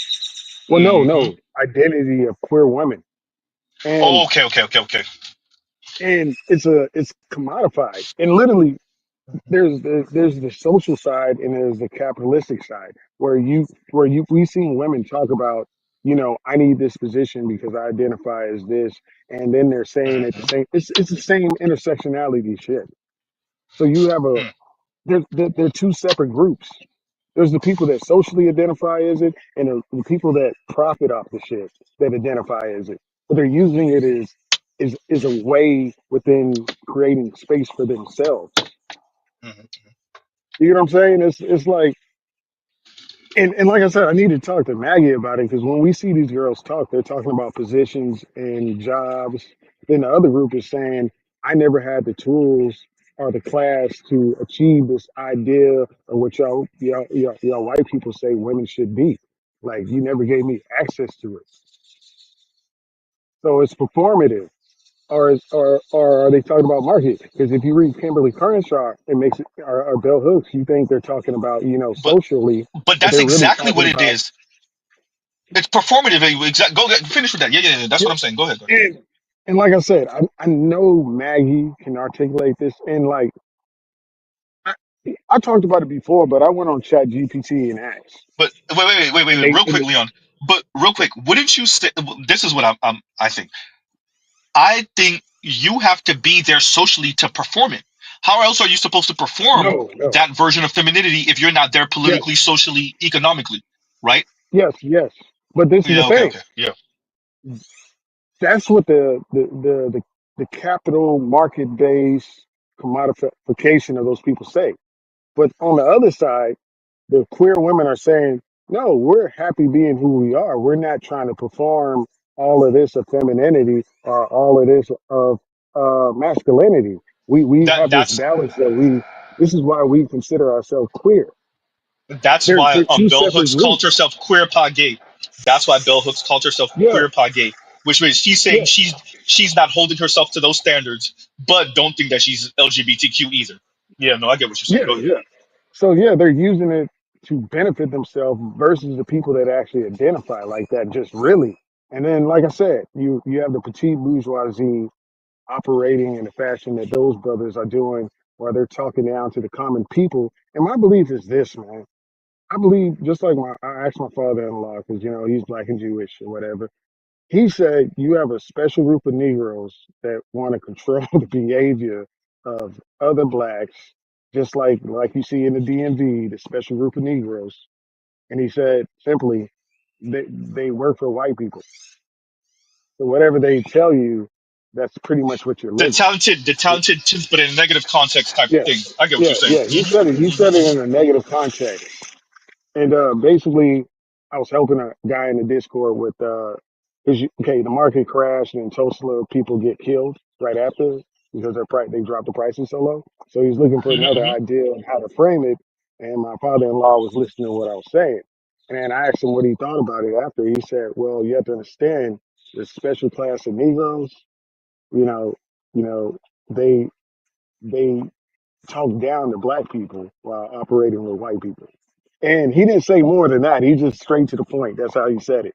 And I was looking like, okay, so you just don't like openly saying the truth because you kind of know it, you know. But that's how I see it. I feel like they're eliminating competition. It's like we know a certain amount of extras are going to pass away soon. We know 73 million boomers are about to pass away, but they keep on telling us that all this is going to take our jobs when they're Stop going to putting have Black a Uru and BGS in the grave. Stop putting them in the grave. no. I'm just saying, as the older Gen X and boomers are going to be passing away in the next 10 years, we keep on hearing that these robots are going to take our jobs and shit. In my mind, when I talked to my mom, she said, no, those are the elite people talking down to you to make sure you niggas don't go to college and get the skill. You clearly see what the skill is that you're going to need on top of whatever else STEM. And what they're saying is, oh, you're not going to have a job. So in your mind, there's no reason to go to college and get the skill. So they're eliminating competition the same way black bourgeoisie people are eliminating black competition so their kids can achieve more. It's bullshit. I agree with that. I agree with that. But Leon, let me let some other folks go in. Black Uru, you already know you got elder privilege. Who was next? Better you, better you. What's going on, bro? Nothing much. How you doing today, man? Good, good. Um, I feel like after listening to Foreign Man and all those other clips, um, we have to really force a true conversation about an earnest conversation about black men, what our motivations are, what we really want, because some of this shit is just fantastically. Uh, I don't have a word for it. It is it's comical. Like black men want to be white men and all kinds of shit like this. Like, yo, nah. I, I'm sure there probably is a black dude that wants to be a white person, but by and large, the dudes I know just want to be able to get there, live comfortably, and not be bothered. And Asking for too much, better you. You asking for too much. I think I know why some of this is the narrative because I've been thinking about this more and more. But in terms of American society, and even why some of that frustration and angst that they're talking about with black ladies and whatnot, Hmm. I feel like you have where society has superficially integrated black women but rejected black men. And because of that dichotomy, Mm. it's led to the divergence in the lived experiences of black men and women, which has caused a lot of this strife. And I don't think that's by accident either. I really think a lot of this shit is by design. I don't think too much of this shit is accidental at all. I think going to what you're saying, I think what makes black women mad is that they can be in the same spaces with white folks, but they're largely ignored, especially romantically. And I can understand as a woman how that drives you absolutely insane. You're asexual. You're either hypersexual or asexual in their spaces. So they have you there, and you're like a token. They don't take what you're saying seriously. They don't take you seriously, right? And you're either the HR attack dog, right? You're hypersexualized, or they see you as like this asexual kind of Aunt Jemima being. You're not a person. You're a caricature. You're a stereotype. I know that shit gotta be maddening, right? Bre- Yeah. Brianna Joy Gray actually talked about that on Savvy Sabs the other day. Oh, did she? Um, yeah, they were Yeah. talking about something, but it was like a little quick aside, and she was talking um, You broke working up a in the little bit. law Say that firm again. that she was at. Oh, I said she was saying how like working in the law firm that she was working in, the all the lawyers were white except for her. And she mentioned having a crush on one of the guys, and this guy that she had a crush on basically one day came in and was like, "Hey, all the black people are going for Hillary, and Bernie is misandrous and misogynist, sexist, blah blah blah, and this that and the third." And she's like, "Yo, I'm literally a black woman. How you gonna tell me what black people think?" Look, that you're not a person. It's almost like when You ever met someone and they're like, "Oh, I know somebody from your city. Do you know such and such?" Bitch, there's like 2 million people in my city, bro. What are you talking about? You know what I'm saying? Like, so like that's what it is. It's like Brianna Joy Gray doesn't get to be, and I do think that black people moving out as a unit is important. With that, I understand we're not a monolith. The reason why you see Z is skeptical to say that, or not skeptical, but I'm reluctant to say that, is because I understand how just saying it is weaponized, right? But I Yeah. believe we're not a monolith. We're not, right? But I understand whenever somebody says, "Oh, black people are not a monolith," whether it's a black person or a white person, get ready for the bullshit because it's coming.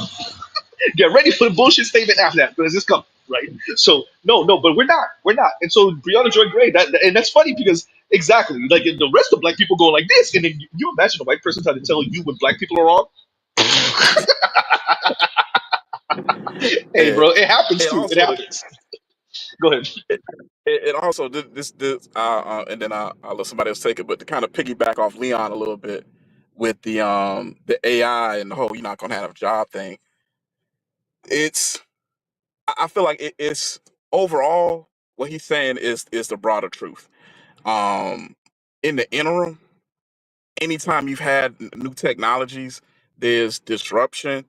There are certain jobs that get phased out, and there are conversely new jobs that arise to fill different niches that arise from this new technology. Like back in the day, you used to have a motherfucker be a pullman to make the elevator go up and down because the shit was basically like it was basically like an early fucking car. But now is you don't need a motherfucker to press the button unless you're just trying to stun on niggas. But it's that type of shit. So in the interim, there's gonna be some people that lose their job and or maybe have to change fields or whatnot. But overall, it's just gonna change the nature of work. And I feel like a lot of it is predatory. It's introducing a lot of fear to honestly try to sideline a lot of folks so that you know you don't have the competition that you otherwise would have because it is abundantly clear you need you're gonna need some folks who know how to actually program the shit and use the shit. Like you're probably gonna have some people whose jobs it really is just to create and craft prompts for these little chat bots and shit so that it can spit out or configure it to spit out the information that you need and do so accurately and eliminate all kinds of technical shit. But I'll land my plane right there and let somebody else go. No, I do think that some of the AI technology stuff might be a teeny bit overblown. Although with that, it could go left. But no, I think some of that is I think that's just human nature. Is something new is coming about, and like especially with some of the AI machine learning stuff. Like this is like really smart tech that really smart people are developing. So I can understand the fear and the this thing might take over. I get it. I get it. But yeah, go ahead.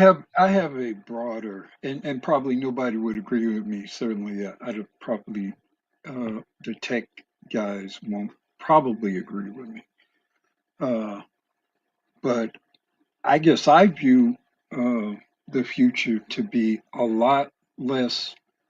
I think technical capacity will be a lot less important than the ability to adapt and change and be acutely in tune with how you think and to most efficiently think so that as circumstances change, you can more readily adapt to that change. I don't think any particular skill you have will hold up over the long term. Not in an AI environment, not in a robotics environment. No, I don't believe that. Not over the long term. But I think your ability to adapt and change and modify to whatever world you're in will be of paramount importance. And that may include you having some level of manual skills or even traditional Mm. skills that we currently eschew. Because I think we're going to be in worlds, we're going to be environments where things are going to be very different. I think we're going to be in places where one particular city or one particular part of the world may be very different from the other. One may be more technological, maybe one much more traditional, uh, maybe one under one particular sort of monetary or whatever sort of system, one under another. I think the ability to learn and adapt will be more important than any individual technical skill that any of us currently possess. That's just an old man view. Maybe it's a somewhat dystopian or sci-fi view of things, but I just don't see any skill you can have today that will be important five let and me certainly not 10 years from now. back you up a little bit with that, Bakaru. So me, Better Use age, Lion's age, pretty much all of us, including Vince, we were taught coding was the thing. Coding was it. Oh, you broke up, bro. You bored, Gov. Dead? Coding You is bored. not dead, Mister. Once again, say it slow. My apologies. Can you guys hear me now? Yeah, Yeah, you go ahead. got to. Go ahead. Hello. Okay, I'm sorry. No, yeah, no. I was saying, we were raised, for my age, Lion and Better You and whatnot. Our age, I think, no placeholder too. We were raised coding was it. Coding is dying Hmm. because the AI is Nah, coding itself. as a person with an Go ahead. IT background, coding was just the beginning. That's what Yep, I yep. saw with my with me in an IT background. No, coding was just the beginning. That's how I saw it of something else. That's not how it was told to me. No, I think you're right. No, I'm not saying you're wrong. I'm saying that there was no sunset to coding is the way it was taught to me, or at least it Oh, was told to me. You know what I'm saying? So yeah. like, no, I think you're right. No, I think you're right though. I think you're right. And by the way, I'm not saying it's dead. Once again, like, because somebody gonna say Zia saying coding is dead, and then don't go to school for coding. I'm not saying that. I'm saying they don't need coders the way they needed them 10 and 15 years ago. 20 years ago, and we were being told go to school, get into coding, this is the thing. And now I'm watching people left and right, TikToks and YouTube videos of people who got let go. They're making some good money, got let go, and now they can't find a job because they're not needed in the same way anymore. It's flooded, and I'll pause right there. The I am the thing. happy I didn't chase the money and didn't go do the the coding thing. It's not anything I wanted to do anyway. But like how y'all said, that is what was told and sold to us to, that was the next trend of things. And now we're seeing people like how you said getting laid off, hard to find a job, hard to pivot. I had four or five roommates who was in computer whatever the hell. And Computer science. yeah, that. And you see where we are now with everything, with things being outsourced and downsized and people getting let go, and like the industry is like oversaturated, like having 10 barbershops in 3 blocks. So The, I will Yeah, say I I mean, agree so with that I mean go ahead. that just kind of basically confirms my suspicion, and that time frame between competence and obsolescence, that period of time is going to shrink geometrically because of the speed, the accelerating speed of the computers, AI.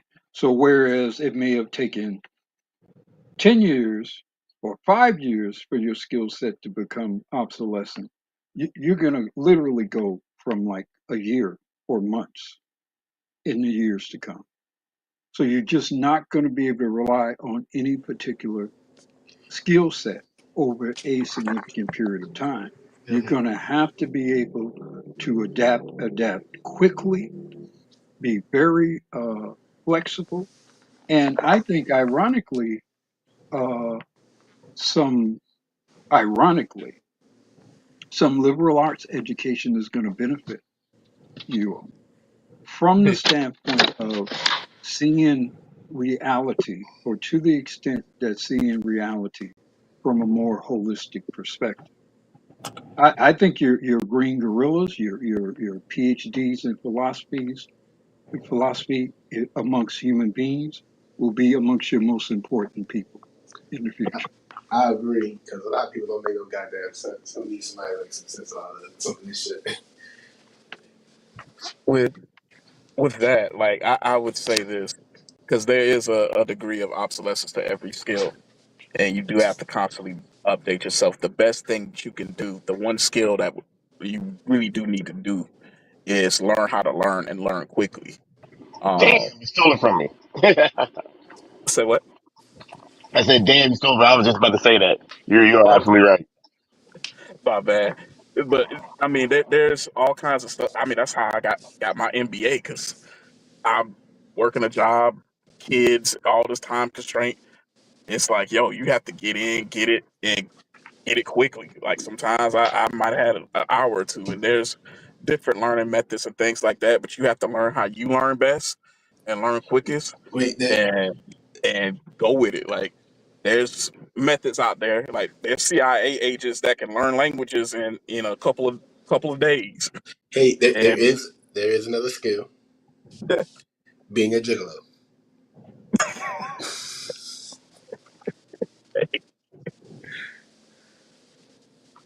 Wait, But go ahead, y'all. Go And ahead. the Oh, other thing as I a matter of would fact, recommend, Black Rule, the when you other get a thing, chance, read this because it applies to you too, oh, if you don't mind. sure. Uh, Help me with the pronunciation. Roddy the Randall the Cloud, Randall the Randall? cloud engineer. Oh, Randall. Oh, I guess I'm misreading Randall, the cloud engineer. Thanks for your super chat. Uh, Black Guru is right. I'm doing this right now.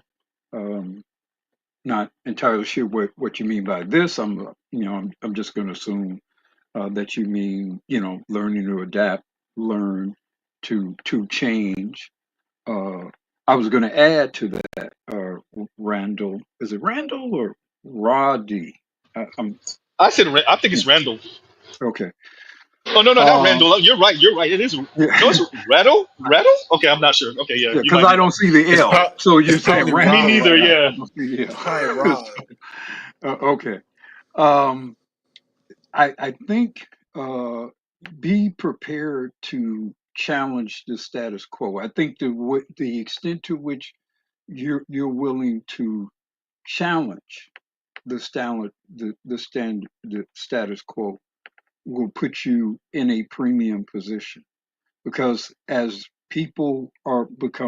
things are changing, people are going to become more afraid or more fearful or whatever, become more tentative. I think the extent to which you exhibit courage in some of these situations is going to be the difference for a lot of you. And I think black men might have an advantage from the standpoint of, because we're so accustomed to, being put on the ass end of things.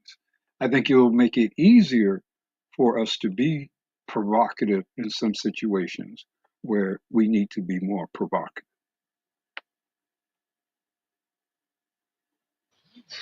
What y'all got?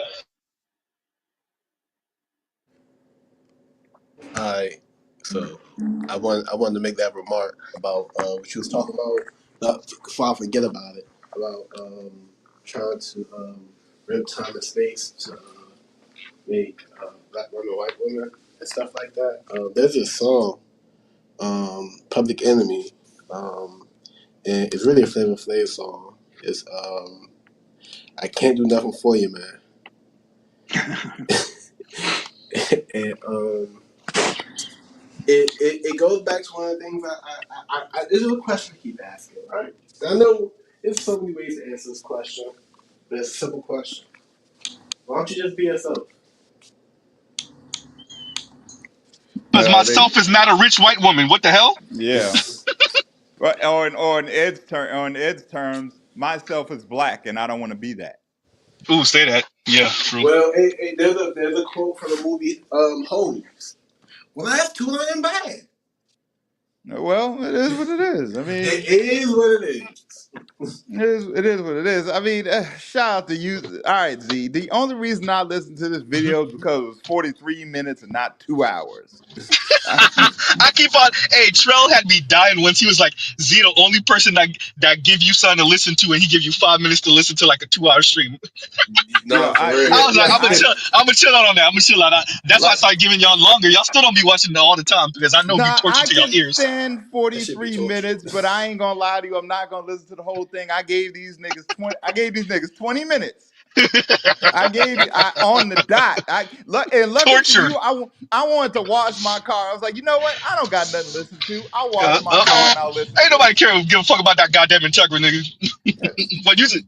Fuck you. Isn't that what you said you got now? Integra, right? Yeah. Hey, Yeah, hey. no, that's what's up. Good gas mileage, bitch. Good gas mileage. Don't Fuck that. fucking.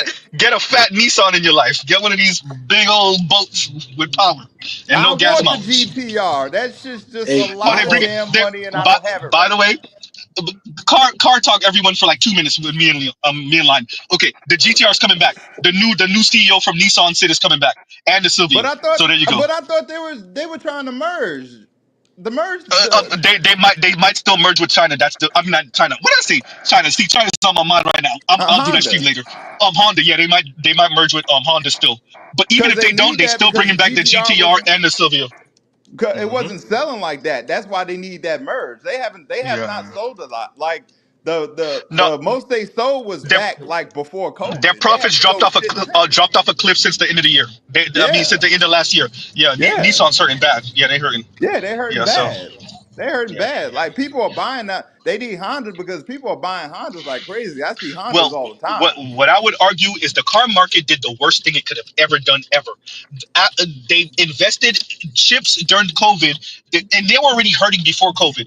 Yeah, they They were. put all of their chips in their expensive cars, trying to Yep. force people to buy the new. If you're Nah. going to buy new, Nah. buy the expensive shit for 80, 90, 70, 60 Nah. grand. The problem is the majority of Americans buy new cars that are 50 and buy used Yeah. cars for 35. You know Nobody what got the they? money for your $80,000 car, bro. But they learned that lesson when they saw Dodge go under, because Oh yeah, Dodge tried to do Stellantis is that certain. shit. Yeah, Yep, yep, because yep. like that's why people stopped messing with Dodge, because Dodge was the Mhm. only ones we were messing with. And then when Dodge tried that same thing, we was like, oh no, you can get cut off too. Yeah. And that's why. And so they see Dodge because they know good and well we was all buying Dodges, but since we don't fuck with Dodge Look, like that no more, so now they you wanna make your they money. Well, wanna. the big Here three come in the reach America back. make the big three in America make their money off of trucks. Everyone Yeah. else makes their money off of their base cars for the most part. But Everybody people else ain't makes buying their money trucks off like of that Corolla. either. Yeah, well, yeah, because we can't afford $80,000 Dodge Rams, bro. Word. Can't nobody afford 8,000 not with all that? No. And plus, people don't want to drive. Not to mention, with all this stuff going on with these planes, people don't want to fly them. People don't. These air traffic controllers, all these Yeah, yeah, incidents yeah. with these planes happening. No, people would much rather. More people drive than fly. Or if it's That's probably a it's probably whole about the different same. stream. I'm gonna That's a have to whole do a different stream stream. That's a whole different about stream, though. it really is because I'm gonna have to do a stream about the limits of greed. That's a Yeah, whole that we'll get to that. We're yeah, gonna get to that. we'll get to Yeah, yeah, that. yeah. But yeah, But continuing. But But yeah, these these but hoes. Anyway. these dudes but these dudes, like within the first 10 minutes of listening to these dudes, I'm like, you guys strike me as the type, like, if you failing in the eyes of Keisha is like failing in the eyes of God.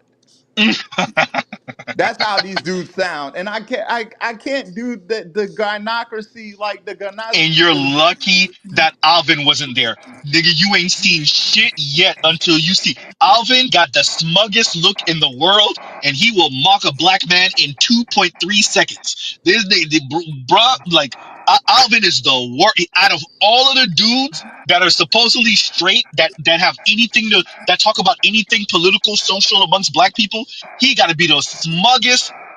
This nigga here, he's worse than just about any of them.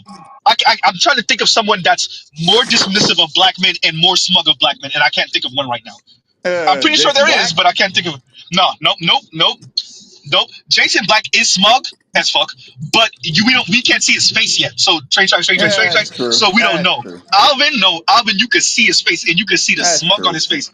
And Jason Black, his condescending attitude isn't reserved just for black men. True, right? I'll give him that. Alvin, oh my God, Jesus Christ. Yeah, yeah, I get it. But these dudes, I tried, and I'm like the part, and they doing the same thing that women do. I'm like, yeah, why aren't y'all talking about the money aspect though? How come the money don't translate? Well, I don't expect them to have that type of conversation usually, but I will give Foreign this.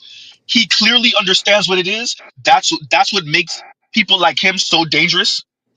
Oh You yeah, know what it is. You know what the women are demanding. You know the pressures on men, and you're telling the men to do what exactly? And you're telling the women you can't be women. Okay, cool. And when we say women, we mean white women. It's not that black women yeah. can't be women. What They they just what can't they be white women. what Go they ahead. telling us is break yourself, nigga. No, But for real the though. other dude, but the dude with the but the dude, the only thing that made it bearable was the dude with the afro. At least he freaking said that much. He was like, "This is not just a black man thing. This is men in general. Yeah, yeah, Men yeah, as yeah, a yeah. whole are not doing the Yeah, college yeah, yeah. thing." That's Eddie. That's Ed said that. Yeah, Eddie said that. Yeah, at least he said that. I'm like, well, thank you for saying something true.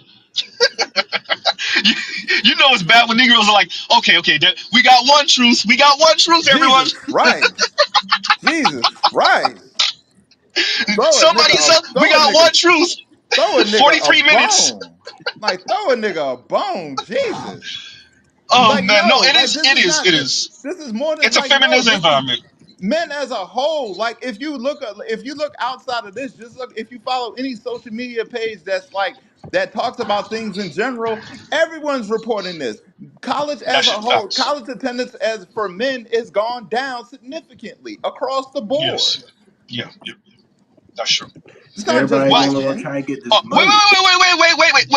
wait, Lion, are you asking motherfuckers to be sympathetic or empathetic to black men? No, I'm just telling them to Oh, I'm shut about to the. I'm just say. telling them if you're gonna tell the truth, if you're gonna say something, tell the entire truth or shut the fuck up. Well, That's that gonna part. be hard to do.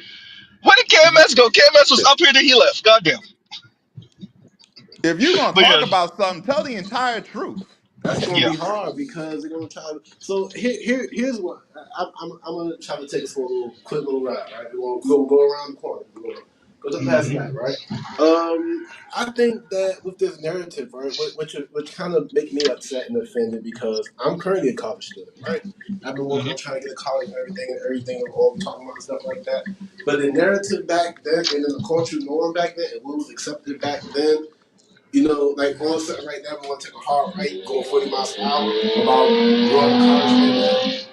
With the whole time that, what was being promoted and wanted and stuff like, you know what, like free the game, everybody who actually went to go be socially acceptable, normal, things like that, because what I was saying, I need, this type of person. I want Lil Wayne. I want this type of person, that type of person.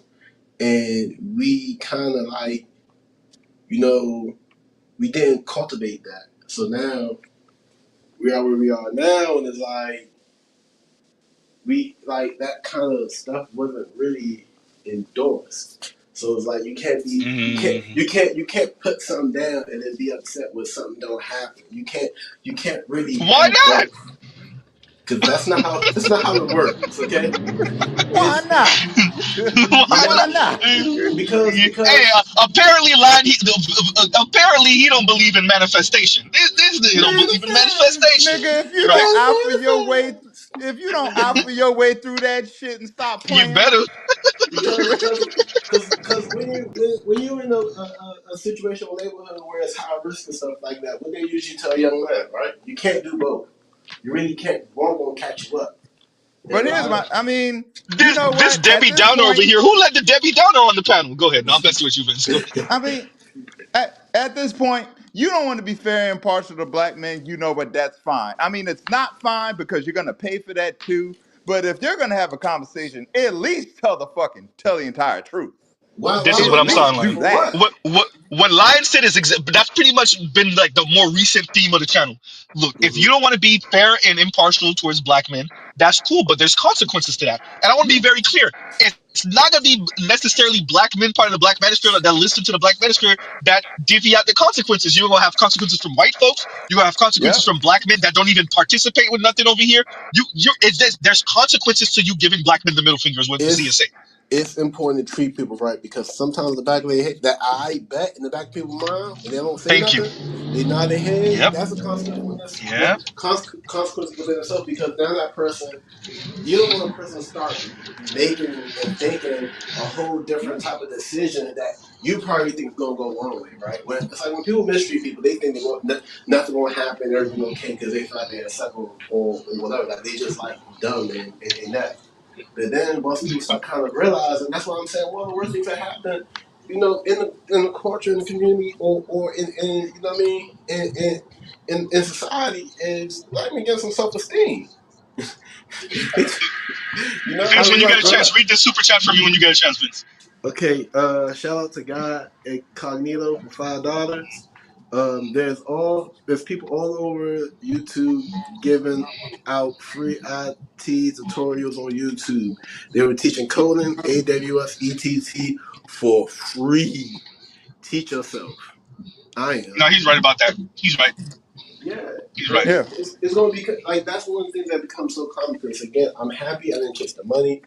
I'm kind of happy I tried to lean away from I didn't like when I was young, and this is how it is, right? And this is why I'm offended. And I know a lot of people relate. When I was young, it wasn't cool to be smart. It was cool to be a progressively becoming fuck nigga. You had to be a fuck boy when you were young is basically the norm. My grades sucked, which is everybody kind of like laughing, kind of high fiving each other and stuff like that. And it was normal. Good boys were either stupid or if you were smart. It was kind of like, I mean, unless you play sports or something like that. But now we get 30 and stuff like that, and we see the product that so many people can't even get jobs. Some people are trying to put themselves in a situation where they get in trades and stuff now. Some people are trying to go to school and stuff like that. So it's like you can't condemn what and then expect why you can't it's just it should don't make sense, and it's dumb. Makes sense to them. Can I? I mean, and that's fine. It'll make. The only problem is when you come outside and you start asking questions as why men don't do this or why black men don't do that. So I'm like, well, you weren't paying You attention. you Say that. Hold up. One second. Wait. Somebody was trying to go. Who's that? That's me. My Okay, go bad ahead. for cutting in. I'm just Go doing ahead. deliveries, but I wanted to add on to the super chat really quick. One Go ahead. thing that's also very helpful. There's a platform called Udemy. It You Yeah, has to a me? lot of courses. Udemy. Udemy, Oh, okay, okay, UDEMI. yes, okay, UDEMI, yes, okay. Yep, it has a lot of courses on there that you can take.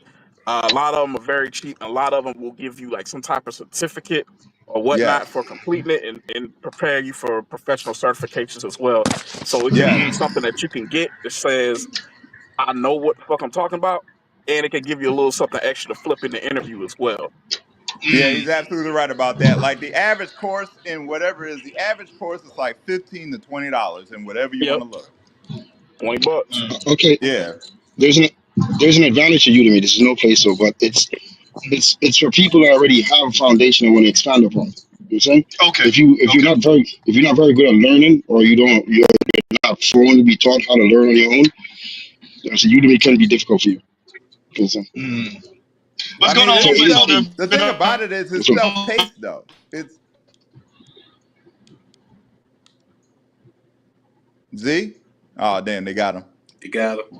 Yeah, no, I'm Hey, still no, Charlie. no, no, no. I'm Borg in prison. I'm in a weird place on the expressway. So I hope I can hear you guys. But Oh, go ahead. okay. Oh no, we were saying with the thing about Udemy, it's self-paced. So it's like there are other courses you can find that can break it down for you. And they do give you previews. It's not like you won't know what you're getting into before you like pay for the course. I'm no, that's looking not at it what I'm right saying. now. What I'm saying is that, for example, I have a 4-year degree in biology. I don't use it right now. I spent about 3 years working in a microbiology lab. I didn't like it, and then I Okay. went on to try to do sales. Then after do Okay. sales, I went on to I was like, okay, I want to do IT. So I was able to get a bunch of certifications from Cisco all the way to Fortinet to a lot of people. But that's because I had a 4-year degree. So because I was formally taught how to understand structure and how to basically adapt to the. So for example, that like you have to understand like the overall approach. And for you to understand the overall approach, you kind of have to have some formal understanding of how to like for example, like let's say you want to be a cloud engineer. which is what the guy is saying. Yeah, this it sounds great. Yeah, but you have to say, okay, what is a cloud engineer and how do I get? I'm saying so, and in order to achieve that, you have to have some kind of formal understanding. That's why Theo is so important. Other things because it's just not just grabbing random courses and grabbing random things. You know what I'm saying you kind of have to like know like I'm saying and have like literally like a 30, 40 step plan and be able to execute it. You know what I'm saying? That's In kind other of words, like you what I can't mean. be undisciplined. You got to be disciplined. Yes, yeah, That's what and all it's things.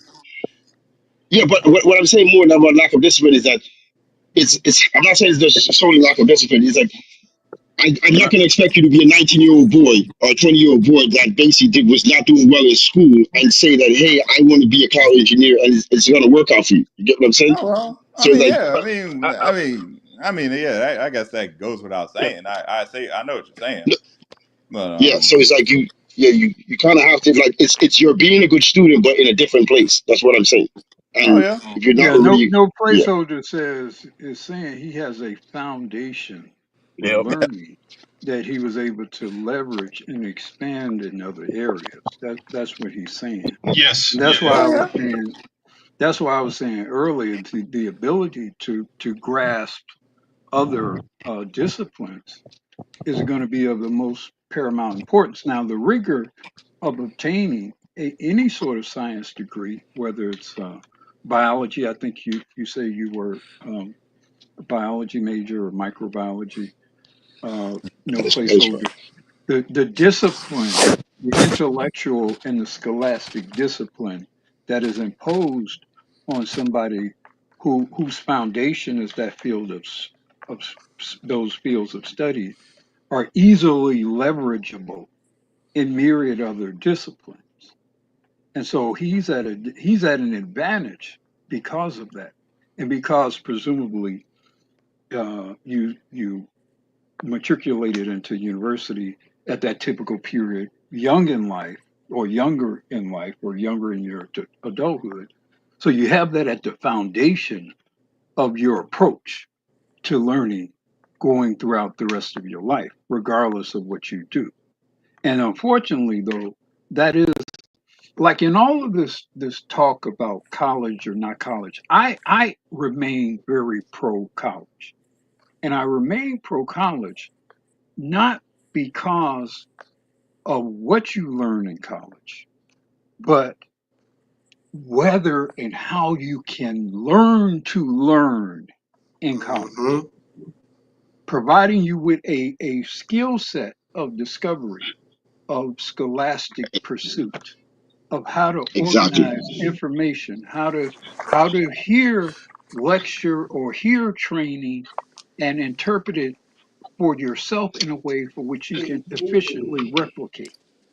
That There you go, is son. ideally a good collegiate, and you're not you can get some of that in high school, but you're definitely not going to get enough of it or anywhere near as much of it as you would get in a solid college and university setting.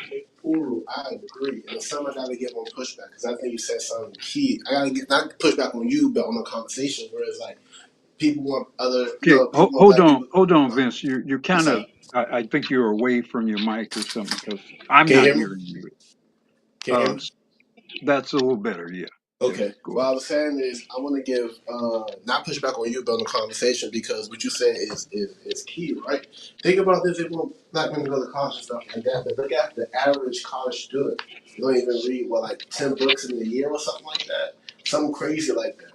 So it's like you want us to go to a place where at the same time, ironically, there's people that are underachieving or really not, doing their due diligence and all that type of stuff. You can't use women as a reference for yourself, bro. Women are allowed to basically be lazy in a way that you're not allowed to be lazy. If you go to college, it's your That's a fact. responsibility to see all the saying, see all that stuff happen around you and basically have the But discipline to resist that. I wasn't Like just you're not saying there. just I wasn't just saying just women. I'm just trying. I said college students. I So understand what I'm trying to say is that it is I understand your point you're making, but what I'm saying yeah. but what we were saying is that if all of us got a 4 year degree and saying it would not be a detriment. That's basically what myself and Uri was saying. Okay. It would not be a detriment. You see? Yeah, Yeah, but no, the and thing is, oh, I'm sorry. Go go ahead, ahead, Lon, G. go ahead, go ahead. No, go ahead. I'll go after you. Go ahead. But here's the thing about this conversation. We are having an entirely different conversation about college as opposed to their conversation and the females' That's a fact. conversation. Yeah, That's Facts. the difference. We're having a yeah. totally different conversation when I it mean, comes to to be college. fair to We're them, talking to about in a practical. We're talking about in a practical sense, as far as actually, helping you mature or matriculating actually through the helping system, you yeah. to learn, gather new skills. When Hmm. they talk about college, or when they talk about the female talk about college, it's only about status. That's all it's Who am I? about. Who am I? Who am I supposed to end up with? And I don't want to Exactly. be with them. I don't want to be with those dusty men. It's all about them achieving their Yeah, it hyperbole. don't have nothing That's to do with all your it's about. education. It has nothing to Yes. do with what you're gonna bring back to the black community. It No, has it nothing ain't to do got with none of that, ain't got right? shit to do with that. And I want to back up, well, all of you, by saying, so y'all already know Mr. Z is. I'm really trying to carve out a plan, and it looks like I'm gonna have to take a bite the bullet on this money.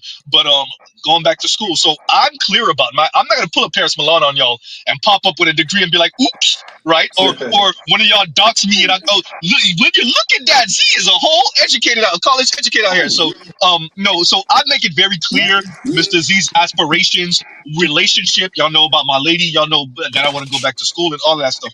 I am pro college also, and so it's just I I don't really mean, know we're who's telling you to anti go back to college. school. Yeah, that's We're true though. telling That you, you're Z. right. You're right. We're No, telling you're you to right go about back that. to school, But so we don't here's feel the no way thing though. about it. Take your ass But back to school, right, please. but here's my thing. Who's actually anti-college? I've heard people say weird comments. I'm not gonna lie, so let's be fair. But I don't really know who's like anti-college. Who's gonna kick their kid out the house if they went to school, right? Like No, I we're don't know not. who would do that, right? We're Like not anti-college. We're anti-snobby ass attitude that comes with I that. agree. I agree with that. I agree with I would that. say I would say this though, that sometimes that's a social economic decision why someone wouldn't want someone to go to college. Yeah. Yes. But Yes, It's I agree. what I want to add to that is that it is not is I know it's not always a boon. For example, I went to like I mentioned, I went to college to study biology with a minor in chemistry.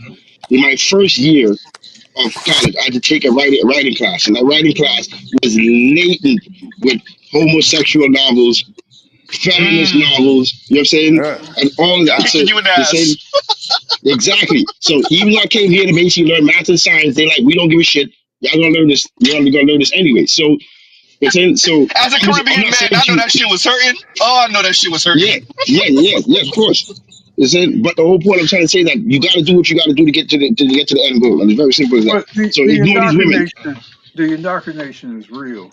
And Yes. Mhm. on that point, though, part of the disadvantage black men often have for being the first generation of people who matriculate into universities is you don't know the environment that you're entering, so you don't know what to look out for and what to possibly avoid.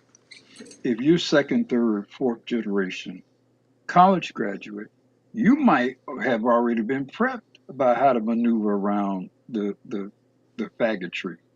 I'm sorry, the that stuff. You know, Nah, don't take it back.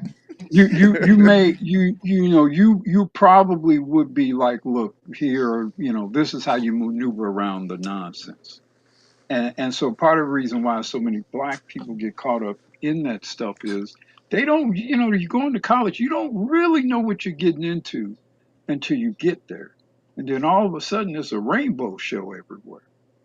And you're kind of reacting. You don't, well, I got to do this and whatever. Well, maybe I do, maybe I don't. I don't really know. I mean, you have guidance counselors, but really how useful they are to you. So, I think to the extent that, you have younger male kin, maybe you have sons or whatever, I think it's helpful to kind of talk with them about this kind of stuff beforehand and maybe help them to try to maneuver around it rather than it suddenly be in their face, so to speak, when they arrive at school. And Yeah, if you don't and mind, I want. no placeholder. Read this for me real quick when you get a chance, and then you can make your comment. Okay. I found out a super chat by Too Watchful. The reasons the educated elites don't want to criticize their sisters is because they don't want to open the abuse convo against men and boys. Period. Very good point. I agree with that. I agree with that. Good point. Go ahead, no placeholder. Go ahead. Thank you for the super chat, Too Watchful. Thank you for the super chat. Pussy. Uh, no, go ahead. Go ahead. No. I was just saying, like, to add on to what Two Watch was saying. He's like, yeah, pussies. Yeah, I mean Yeah. that's definitely part of it. I mean, and also if I want to, more broadly, if I want to control the men and boys, and I'm using the women to do that, then I definitely don't want to turn the women against me. See, all this placating of women, even that article that inspired this debate about black men not attending. Yeah, I mean, really, the article was about whether or not you want to go to Howard. I mean, that to me, that's the ironic part about this whole debate. That it was not any sort of serious presentation of the issue of black men attending universities. They didn't even reference to the number or percentage of black men who attend American universities.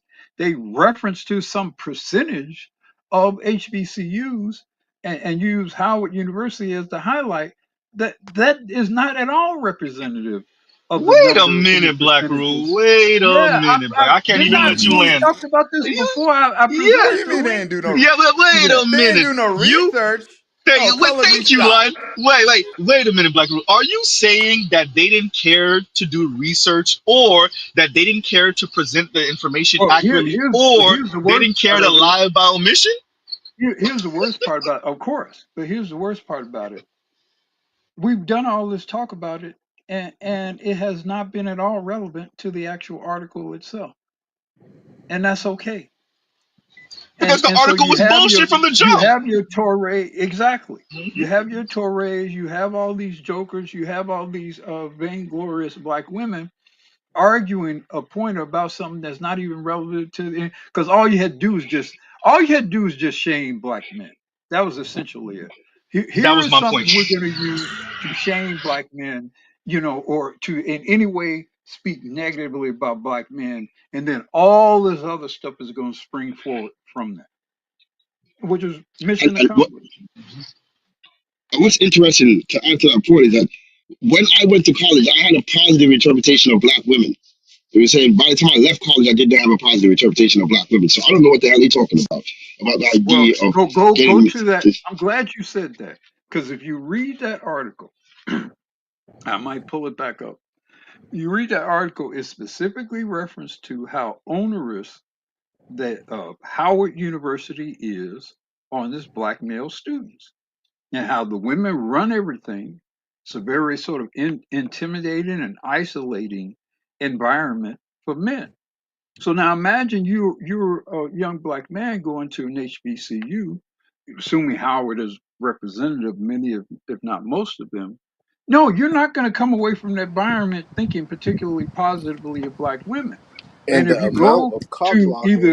let me finish, you go into the I corporate apologize. world, or go to graduate school, and maybe a PWI graduate school, which very often happens, and then you go amongst these other women, and you have these very different interactions, much more accommodating, much more traditional male female, with a degree of suppleness and deference to men, then of course you're going to be more inclined to be attracted to non-black women.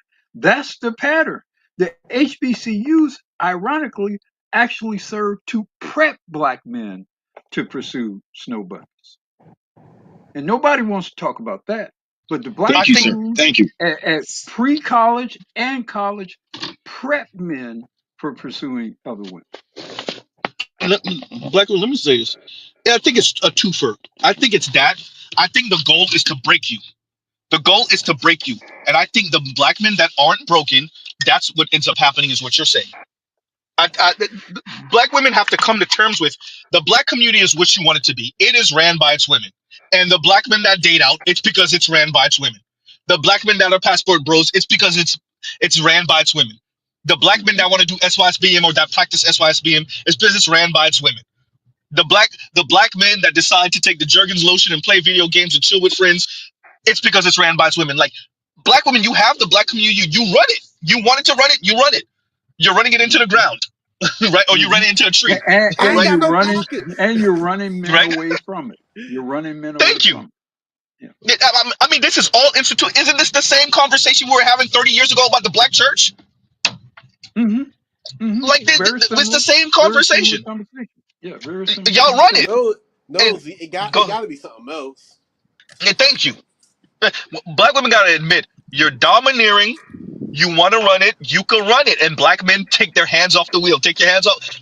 What they said, hold the wheel, God. No, black men took their hands off the wheel, rolled out the car, and now you got it. The car's still rolling though. And as you described, no matter which direction black men respond to that, in the end, you lose. You lose from having simp, eunuchs. You lose from Mm-hmm. having men to pursue non-black women. You lose from having men who avoid universities altogether. Yep. Regardless, you lose, lose, lose. Why didn't you take the wheel from me? Exactly. And I think Sarge Willie Pete. Real quick, better give me 20 seconds. I think Sarge Willie Pete. I watched him come to this realization, and I watched it break his heart when he finally realized that, wait a minute, they don't want me to own the Ferrari. They want me to buy the Ferrari and give them the keys and sit in the passenger seat. I watched that break him, not realizing excuse me, better yet, when he realized that the women don't just want you to buy the Ferrari, they don't want to be sitting passenger seat of the Ferrari. They don't want you to make them a diamond encrusted seat for the Ferrari on the passenger side. They want you to buy it. They want you to give them the keys. They want to drive it, and they want you on the passenger side while they Yeah, drive the and Ferrari. they want to pull up in front of everybody else and see your bitch ass on the passenger side. Right? Nah, Exactly. you're missing one more Exactly. It's thing. not enough One more just for you to thing. be on the One more passenger thing to side. add on to that. Society got to see your bitch ass on that passenger Right? side. Nah, and one more And you thing. gotta have a smile. Go ahead, Lyle. Go ahead. Nah, one more thing. And And then you when gotta they crash that bitch, guess who got to yep. fix it? You gotta fix it. Oh, you better not even fix it. You better buy them another one. And Yep. go ahead, better. You go ahead. Exactly. It raises a question, and the conclusion seems very. I don't know. I ain't gonna speak on the conclusion, but I think it raises the question: like, do black women value their collective betterment or control more? Because a Control. lot of this shit Easy. Control. seems, Yeah. Easy. you know. They have confused their betterment with their control. Yep. Ooh, Ooh. I Yep. control because I'm go better. And you into know, so that. all of us Go said, into ooh. that. Hold on. Everybody said, Ooh. Hold on. Ooh. Go I'm into Go, better than that. you. go into that black room. Go into All it. you have to do is just listen to them speak, Yep. Listen to them and their talk. delusion projects that they actually believe, to the extent that they own and control, things will be better. I mean, and you'll hear them say, the black community or America won't improve unless the conditions or whatever for black women improve. Yeah, I'm sure you guys have heard that Yeah, or they're the something backbone of similar the to Yeah. community. that. Yeah. To that.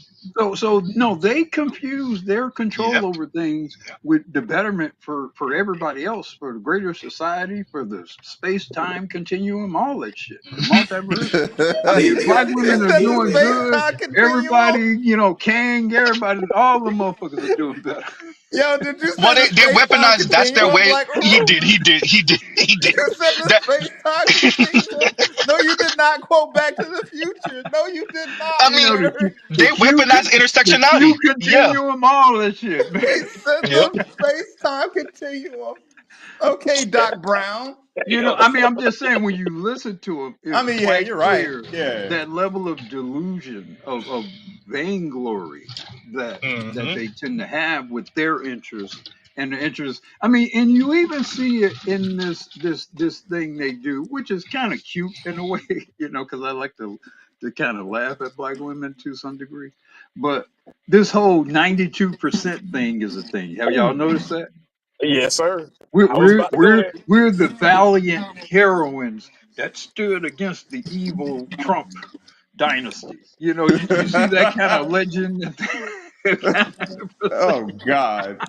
So I mean that is that level of self importance, that level of vainglory and self delusion, very much a feature, in a lot of their thinking and a lot of their behavior, which by the way makes it almost impossible to reform any system you're dealing with them with, because if anyone's default is what's best for me and what I do is best for everybody else, how do you reform that? How do you reform that? You, And you that's you You really don't. can't. and that's what You really can't. and And that's the inner that's what I was saying. racist white man in them Yeah, too, by the way. But that's white Yeah, man and the white yeah, man's that's burden. It's definitely our white burden supremacy. to Yeah, civilize you. It's our burden. Look yeah, how you look at the the white burden we man put and on our shoulders. the black woman's burden, the white man's Hmm. burden. Yeah. Exactly. Exactly. Go ahead. Go ahead. No placeholder. yeah, and that's what I was saying about to go into more details about the positive to negative interpretation of black women. That came about as a result of interacting with them in that environment and seeing how white supremacist they are and how self-serving they are. Yeah. I'm saying, and Yeah. you know what I'm saying, and I'm saying to myself, this is the pinnacle of female intelligence in the black community. You supposed Oof. to basically saying like I'm supposed to get married to you? Like holy shit, we're doomed. They're saying so. That's basically that's what I was saying to myself I'm when I was in sorry. college. Well, It's That's something what I'm about left the on term landed. "we're doomed" that always get me. I'm not trying to laugh at you, no placeholder. I know you're dead ass serious, but it's something Yeah, about the term "we're doomed." And even when Black Uru say it, that should be killing me, bro. But well, I when could, when yeah, when I say we're doomed, it's not that I think it's impossible me for there either to be actually. Yeah. reform. And what I'm saying is the cost and the course of the reform Hmm. is of such dire and very likely even dystopian sort of level and degree Mm. that nobody's actually willing to do what's needed and necessary for the reform. Because, like I Yep. often Yep. say, I think we could fix a lot of things in the black community if two things were black men could potentially fix a lot of things in the black community if they're willing to do two things: put aside the Constitution and most of your civil rights Uh legislation, oh. and be willing to possibly do prison time. I mean, in the If words you're of willing to Ed, do both of those, I'm not going to jail for these broads. well, I'm that's why I'm saying I don't expect there to be any reform, because you're right. Most level-headed black men are not willing to do that. Well, I think all we need is some Bojangles seasoning, some rosemary, thyme, turmeric, all that other shit, because this shit is cooked. It's cooked as fuck. Yep. I, I say throw Popeye's biscuits at them. That's what I say. Throw some Whoa, throw some. Nah, nigga, nah. You ours is know the what? You attempted know what? burger. You know what? I'm in a good mood. Get him the cheddar biscuits from Red Lobster. Give him the cheddar No, biscuits. hell no, that's too good. Whoa, Hell no, they don't feed them that. No, bro. Hell no. That's That's for reserved for the us, people. nigga. That's for the cool table. I'm about to. Okay, That's yeah, for yeah, yeah. us. That's for us. That's for us in the No, cool that's for table. Yeah, us. no, I agree. Okay, oh, okay, okay, okay, all okay. right. Yeah, yeah, yeah. I'm about to say. You can't give them that. Look, you gotta earn your way into the cheddar biscuits, bro. That's. But Hey, I'm with Riley let on me that one, nigga. Hey, you gave me the cheddar biscuits and biscuits. everything. Hey, wait, game recognized game, Game granddaddy. rec- You looking unfamiliar right now. Who is that? Is that you, By sir? the way, y'all do know is this young? I think he's African or something. Dude, who's the Hmm. CEO of Red Lobster? Oh Yeah, yeah, yeah, Yeah, yeah. No, I yeah. yeah. seen him. Yes. 30, Yeah. Yep. 35-year-old Yep. I seen him. brother, and he Yep. supposedly Yep. has saved that franchise. Yep. I Yeah, saw him. yeah, I saw that. Yeah. Yep. Yep. Yep. Yeah. But, let me. Who do I want to have read it? Better you read this for me, please, and thank you. Okay, hold on a second. Let me and not what black woman ask not what black women can do for you in the community. Ask what you can do for black women's community. try, try to He picture says. that. I knew what he was saying. I didn't even finish it. I knew what he was saying. I knew what he was saying. The answer is no. Oh man. The answer is And let me. no. Let me read this from Leon, and Leon says attended versus the percent that graduate. Let's be 100. No, we know this, bro. We know. Oh yeah. You definitely right about that. Oh Look, yeah. if it's it depends on who I'm speaking to and how much I want to be um incendiary, or how much I want to be I want to burst their bubble, whether I correct people, black women, when they do the whole, we the most educated. I've corrected that, and I haven't corrected that in conversation. It depends on how I feel that day. If I feel like getting into some ish, then I'll do it. Then I'll do it. I don't care who it is. But if You I'm know not what? into it, yeah. Go ahead. The conversation I see happening, like when they do that, like I just want, well, we could tell them, but I think it's more entertaining if Brad tells them. They be like, they tell Brad, we're the most educated. You know what Brad asked him? Well, did you vote for Kamala?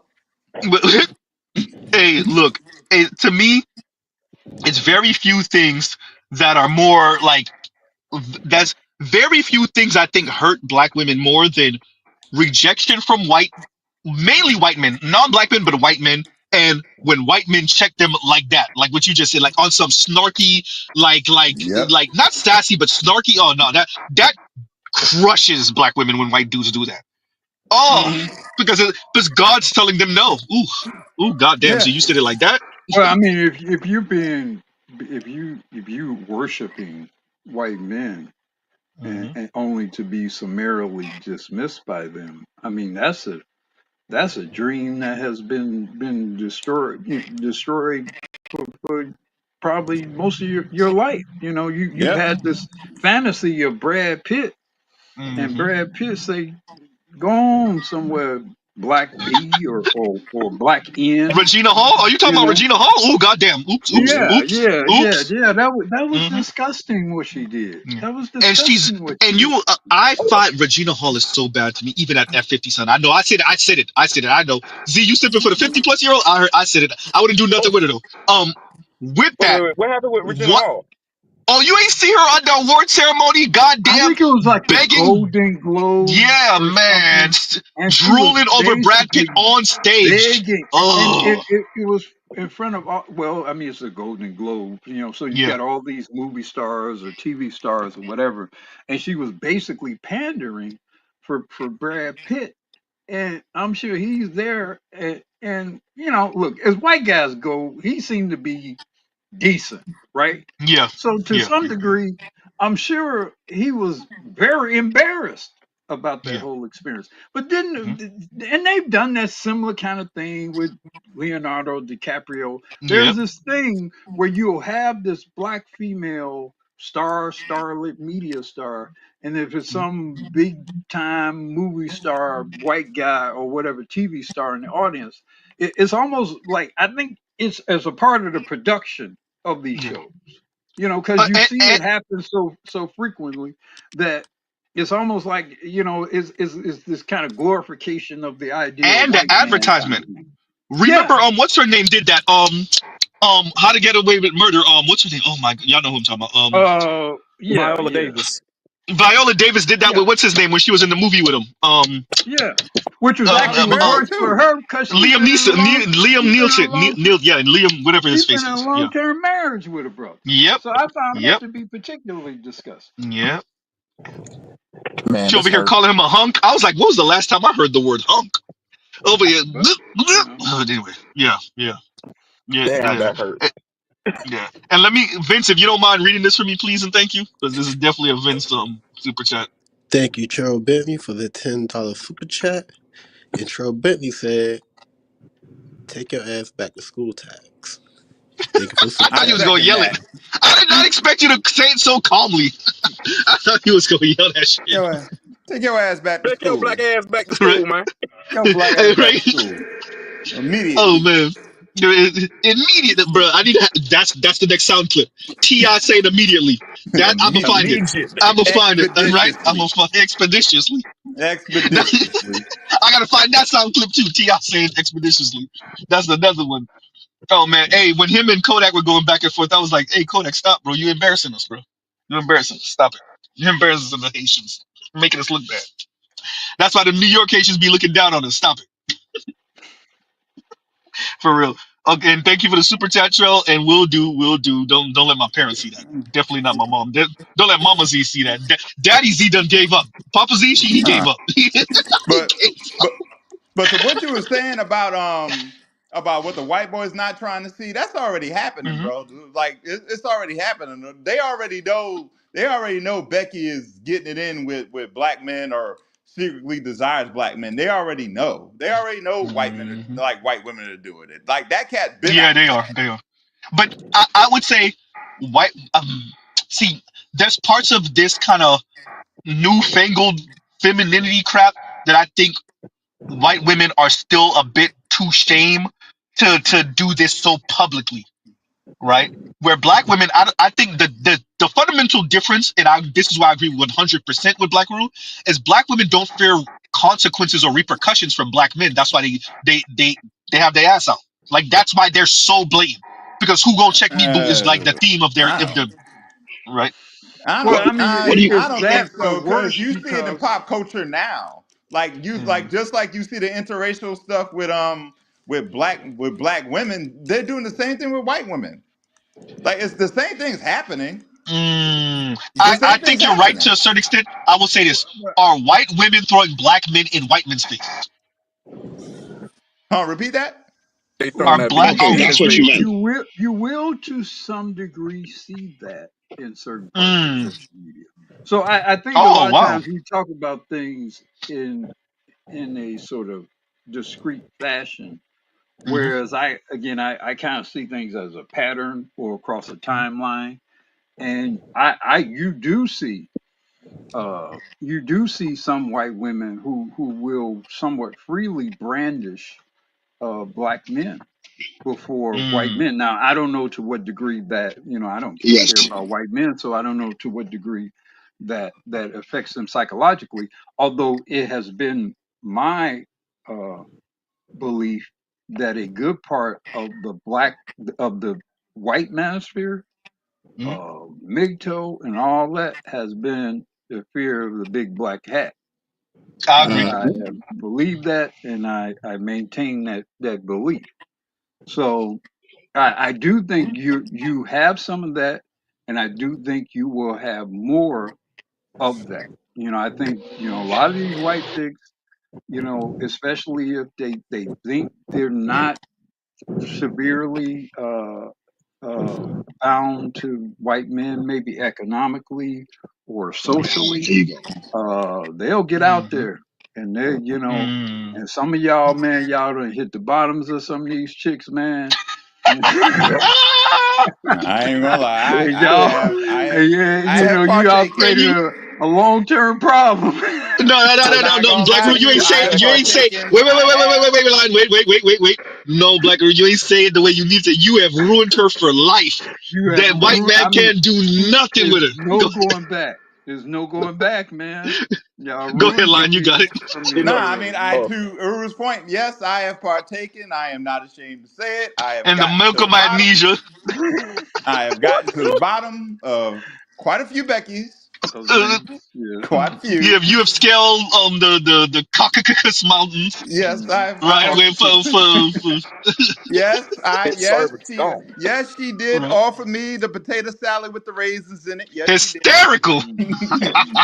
Yes, she did. And the Hey, extra I'll pass. and the extra mayonnaise. And Yeah, the the extra extra mayonnaise. mayonnaise with the Oh man, heavy on the the extra mayo. mayonnaise on the unseasoned chicken sandwich. Go ahead. Yep. Yeah. And yes, the bread was the, Wonder Bread, the and it the was Wonder slightly Bread. undercooked Right. chicken sandwich at Right. that. Yep.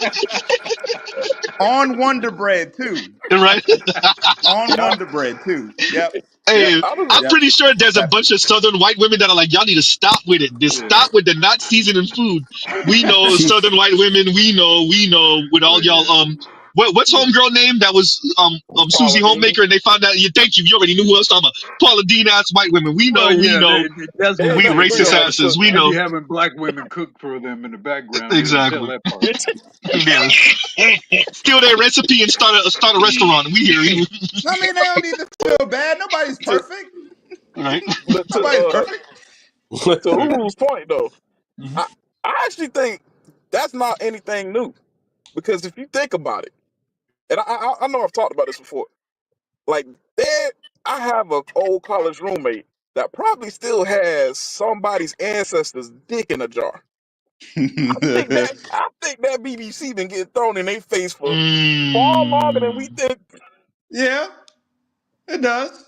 It just I think you're right. we got It the does. internet now, so we know about Yeah, these things. it does. No, you're right. I mean, yeah. I I mean, think you're like, right. I think you're right. Real quick line. I think you're right about the resentment because when the Orlando shooting happened years ago, the LGBTQ club. Remember that he walked into the restroom and he was like, "Are there any black people in here?" And he was like, "I'm sorry for this. I'm not trying to target y'all. Blah blah blah. Y'all are good people. Y'all don't deserve what y'all get. Blah blah blah." And I went through a number of like videos that covered that particular part of the story. White dudes were livid about that. I'm like, God damn, bro! Like this dude was a mass shooter just because he wasn't necessarily, even though he did shoot a couple of black people, he wasn't necessarily targeting black people because of the history. Y'all got an issue with that? Jesus Christ! Yeah, Like, and yeah, no, that goes to show you, like, they do not like, and this is notice something. Black women be on the same shit. They do not like when people acknowledge that black people have been screwed over, and I'm not trying to target you, but these white folks to get it. yeah, Yeah, because what happens is they don't like the fact that ADOS, especially ADOS men, have a positive interpretation worldwide. They are Yeah, considered I agree. to be I agree. morally strong people. They don't like Yeah, I that, agree. and we around the world see the whites as what they are, an abomination. I'm saying, but anyway, You're not. I hear you. No place. So let me.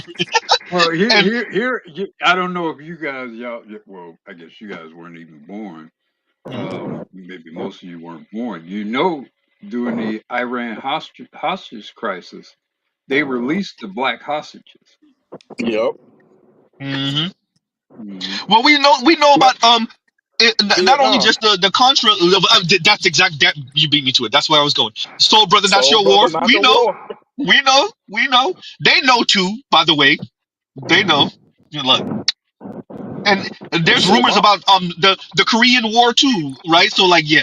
And it was in Soul Brother, not sure what with that one, but it was a similar type of dynamic with black Vietnam folks. War. They Yes. used those as a wedge issue Yep. yeah. during the conflict, which My and I think it worked to in some instances, frankly. Yeah. In my Yep. fact, Yep. if you think about what happened, even with Ali's refusal to to submit to the draft, that it hmm worked. It worked as a broader PR issue, and Ali became sort of the living symbol of that. Yes. my Let me uncle. let me let me read this Oh, real quick. Better you, and then you got it. And Afro National says, "Goddamn notifications never notify." Salute, fellas. I have my suspicions about YouTube and what's going on with my channel with YouTube and just the Black Manosphere in general. Y'all already kind of have an idea. And yeah, you know, the fact that certain people don't get notifications. Look, if Mr. Z gonna pat himself on the back, Mr. Z be doing work over here, and Mr. Z streams like goddamn at least 5 times a week. So yeah, we know what it is. We know what it is. At least they give me a platform. They ain't deplatform me yet. So yeah, knock on wood yet, right? And yeah, so I ain't gonna complain. We just keep on doing what we do. And thank you for the super chat, Afro National. Thank you for the super chat. Go ahead, better you. yeah. But I told my uncle served in Vietnam, and I remember um talking with one of them. He said he was like, they had heard that, and then when they got in the field, he said there was a guy had a shot on him, didn't take it, and he was Mm. like, and that made him think twice about pulling the trigger against one of them. He's like there was Mm. times I had shots on a couple of them, and it was like, you know what, I'm gonna hit that tree behind you, or I'm gonna hit that to the side of you, because So y'all ain't shooting at us. I ain't. It don't feel wrong to kind of shoot back at you. so Bobby Glanton Smith, who used to be on Corey Show way back, this is RMC days. This is 2012, 2013 days, right? Maybe even 2011, 2012, 2013 days. He was saying he had some older cousins and whatnot, same thing in Vietnam, and he said they just like what you said. They would have the shot. The Vietnamese, the Viet Cong would have the shot, and they would shoot the white folks, skip over the black people, shoot the white folks again. So yeah, exactly what you just said. Exactly. Yeah. Let me, because I have to move quickly, you guys. I have to move quickly. We gotta end out in a minute. I got food to eat because this cannot be a reckless stream. We got things to do today. And Leon says, gynocracies elected their male representatives, male representative. I mean, you see this in black churches. A lot of the head of the black church is a black male pastor, maybe married, cheating on his wife with other women, but right, and but the women want him there, but the rest of the congregation and everything else is straight black women, right? And it may not even be just straight black women, if y'all get what Mr. Z is saying, but it'd be black women. So black. I think black women are okay with having a figurehead, a token. Oh goddamn, sounded real right racist. As a black man, the face of whatever organization, that might be okay with that. Yeah, but they run it. They already have one. Not It's called. Sister They already did Susan's have one. the first lady. He Yeah, they may Right? be already Oh the did. man. head. He may be the head, but I'm the neck. Exactly, that type Exactly. of talk. Exactly. They already did Exactly, have their man. representation. It's called Obama. His name's Obama. Yeah, say that. And let me read this from Bruce. And Bruce on Wayne says, "Hey, Neymar, where you at?" I think Neymar's still a little pissy that Trell paid for him to get dropped down, and then I didn't bring him back up. Don't be mad at me, Neymar. Come back, Neymar. Neymar's mad. Look, Neymar's mad at me. Look, Trell. Look, Trell. You done made Neymar mad. Paid the super chat to drop Oh, him. that's where Namer's been. I don't know, Prince. He hasn't been. He hasn't been part of the live stream for the past maybe 2 or 3 streams. So no, I'm suspecting that's what it is. But people have life off the internet, y'all. People have, Yeah, believe it or not, Mr. Z has a life off the internet too. So it could be that he could be caught Oh, up. You never know. But yeah, I'm saying yeah. it's that, but it could not be that. It could not be that. I'm being extra. Right. Hopefully you're doing well, name. Oh, Yeah. Yeah, come it's back, good. name. I've talked to him a Come back, couple name. times. Right. Exactly. He's doing good. Oh, he is all right. Come back, Okay. name. Yeah, he's doing We all like the right. I heard we from like him the the other day. Ethiopian approach towards things. You say, No. come back. When it comes to global politics conversation, him and BGS, like hands down. Um, Dr. Ron O'Neill has a good grasp of stuff too, but like, yeah, like Nema be knowing. Nema be knowing. I gotta give him that. Yeah. And J Lock you up. I'm in backstage. My apologies, but yeah, go ahead. I'm gonna mute I, up for a little bit, you guys. My background is but you guys go. I'll be able to hear you guys. Go ahead. I was gonna piggyback off y'all said about the war, um, about Vietnam. That's accurate because I heard stories about OGs just telling me about Germany when the guy with the mustache told the black brothers over there, told them, "Hey, we grant you full citizenship. Why would you fight for a war that where people don't want to let you sit in the same room as them, sit in their diners as them?" He was Yeah, like, go, you give up your weapons. We can make you a full citizen over here in Germany. Y'all be safe. Y'all yeah. be I'm glad that them comfortable. brothers ain't trust that. Because what country was it that Germany was running in Africa where they murked off a bunch of Africans? It was in North Africa. Where was it in North Africa? I forgot which It one it was Was was. it? That's where your Zambia. name was. Yeah, It It was Leopold or Zambia. Australia or something. I forget. Hey, hey, hey, yeah. hey! Clearly, that was a trap. Thank you. I was about to say, like, I'm glad them brothers ain't fall for that. Look, No, just I think some of them did. I think some of them did, and went over there, and I didn't hear. I mean, I ain't it's heard Nambia. It was anything. Nambia. Thank you. That's I wanted to say Zambia, but it's Nambia. Yeah, Nambia. So yeah. So look. White folks beefing with other white folks and then using black people as a rhetorical weapon. I do think that sometimes we should utilize that rhetorical weapon, but I'm not saying that we should believe that shit from either side. Right. Facts. Neither side. So that's if you can utilize that rhetorical weapon in a debate or argument or just for the advancement of black people, then go ahead and do it. But don't ever think that these white folks is better than those white folks because clearly Germany was not. Right. So yeah, there's that part. And Yeah. then I remember that old room people was mad about that. And then they was saying that the Arabs was saying exactly what the Germans was saying. Why would you fight for a country that don't give y'all black brothers no jobs and make have y'all suffer on the streets and stuff like that. So they know what was going on. They wasn't Yep. stupid. They wasn't stupid at all. Yeah. Yeah, they know what was going on because they got their whole system for what they did to them folks from them folks over Yep, here. yep, yep, yep. It's not just them. The Africans, South Africaners, Elon's them people. Oh. I said it. Got a lot of their idea of how to color coordinate South Africa based off of what was going on over here too. And that's it, fellas. And like I was hearing what you guys saying about white when it comes to other races of women, other nationalities of women adore a black man, and they see how they get mistreated over here in America. You know, you forgot about that whole TikTok beef with the Filipinos versus black Asian versus black women, right? There was a whole beef about that, and black women got upset. I said, if y'all What is don't it, want TED these Talk? guys.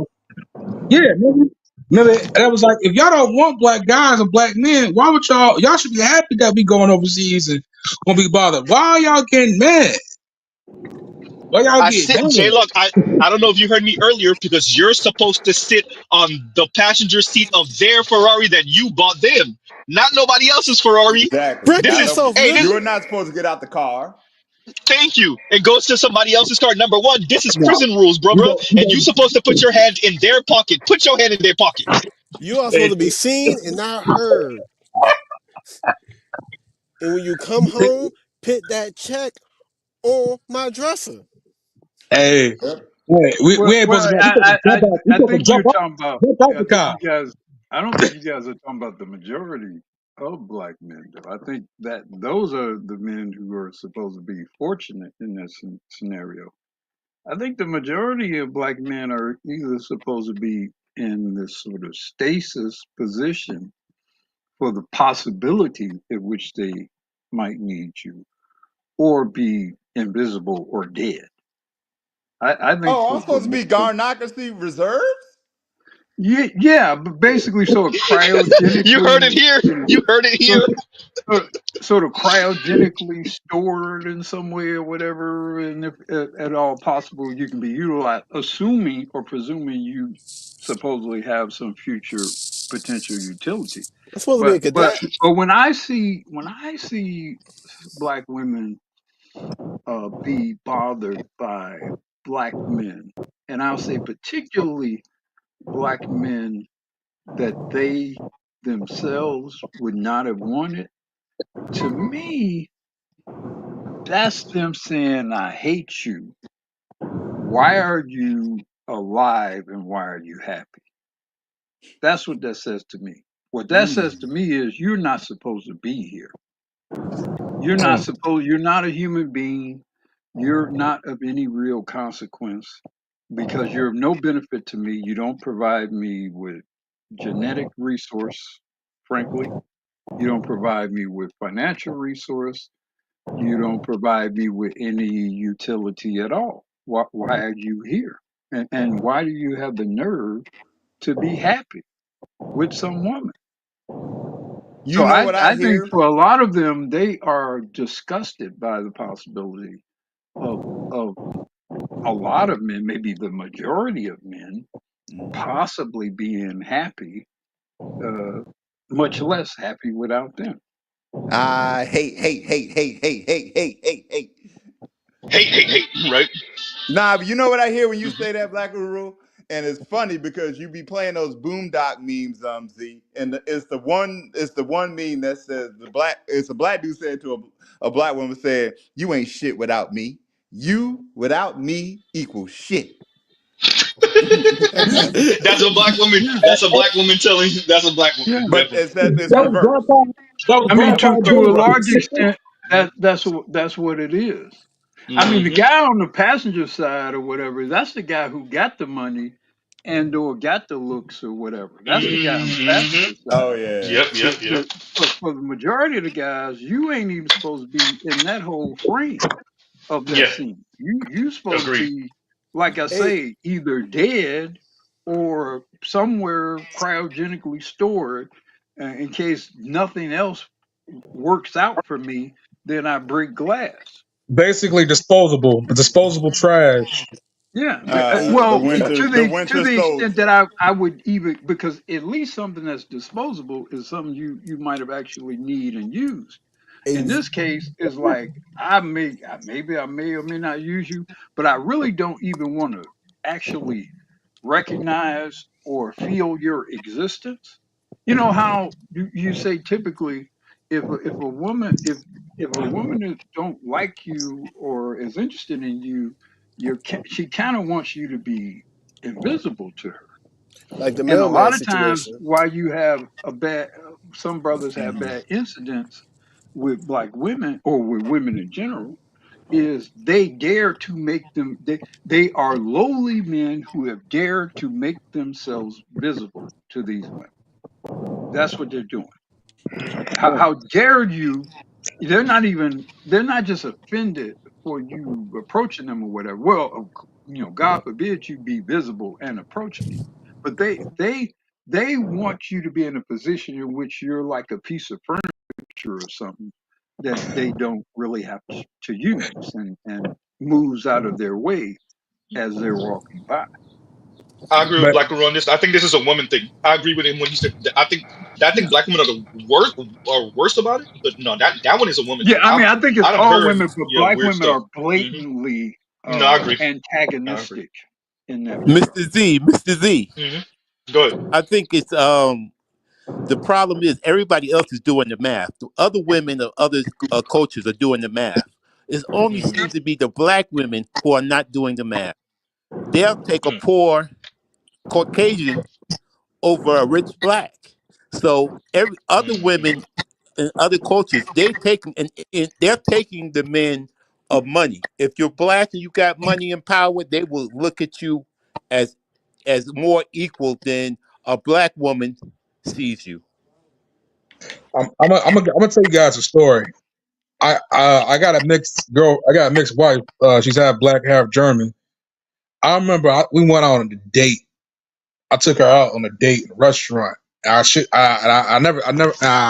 told the story before, not on here though. I sat next to this big back black woman, and she was on a date with a white, skinny, scrawny guy. And she looked, and me and my girl was like dressed up. I was cut. I was freshly cut. She had her hair done. She has natural hair, by the way.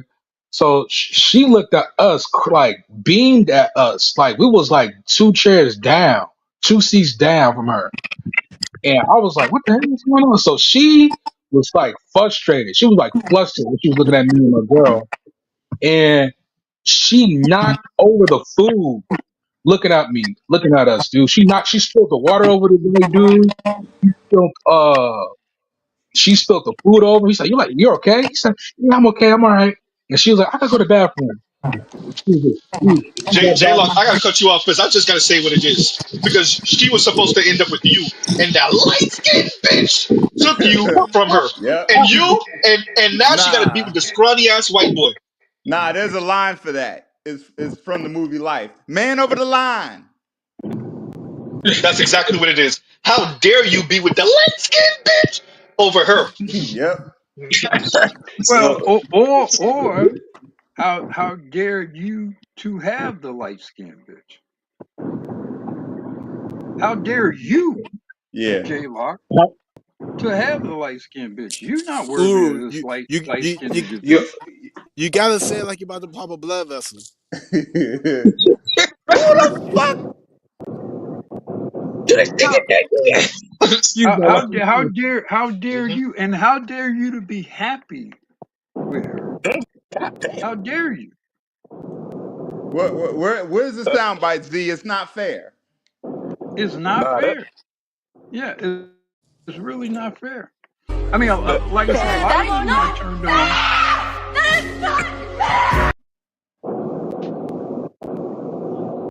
Go ahead, A Black lot Woman, of go them ahead. are every a time. lot of them are bothered by the possibility of you being happy, and and like I said, the tough part is that they don't think highly of you, or they don't think you're worthy of being happy.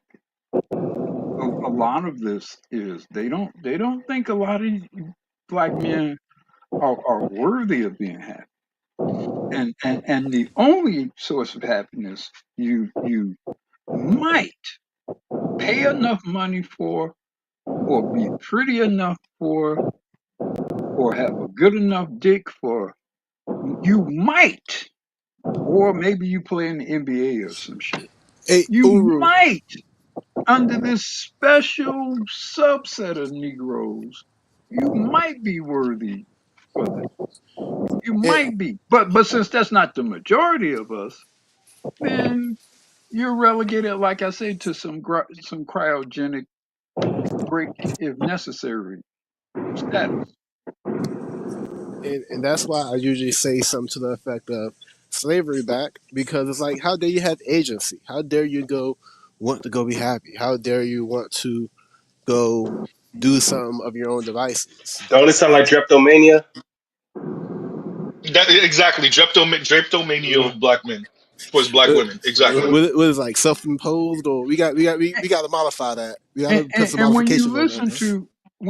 to black men, like on that uh, that link you presented, and others, your FDs and all of that, that's all implicit in what they say and what they support.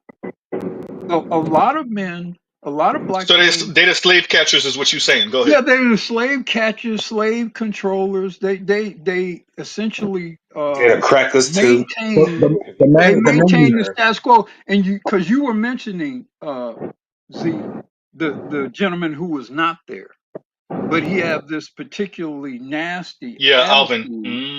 That's my point.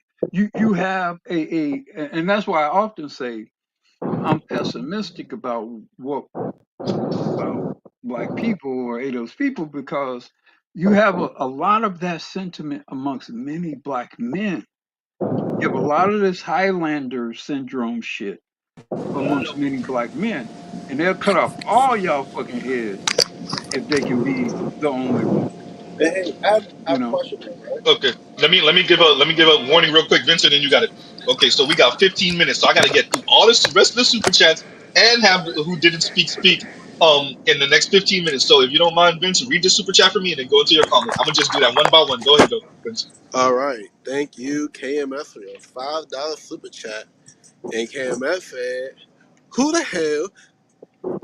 Who gonna tell these hoes high powered black women that gang of con men they want the man didn't conquer? Oh, they didn't conquer to get on the bitch program. Insane." And I thank you, don't know what KMS, language for the KMS super is chat. talking about. You conquer the world so you could give it to her, and then well, better yet, so you can kneel next to her while she sits on the goddamn Game of Thrones chair. Listen, Okay. Yo, Mr. Z, one quick thing I would say to you. Yo, you need to Go get ahead. that damn what was called Uncle Ruckus type of music theme whenever you start playing some of these people talking and shit. You Right. need to you really not, or don't trust Right. them new niggas, or Don't yeah, one trust of them them. Like new you need to get niggas one of. over there. Oh man. Yup, you gotta start playing that in the background, dude. I'm telling you.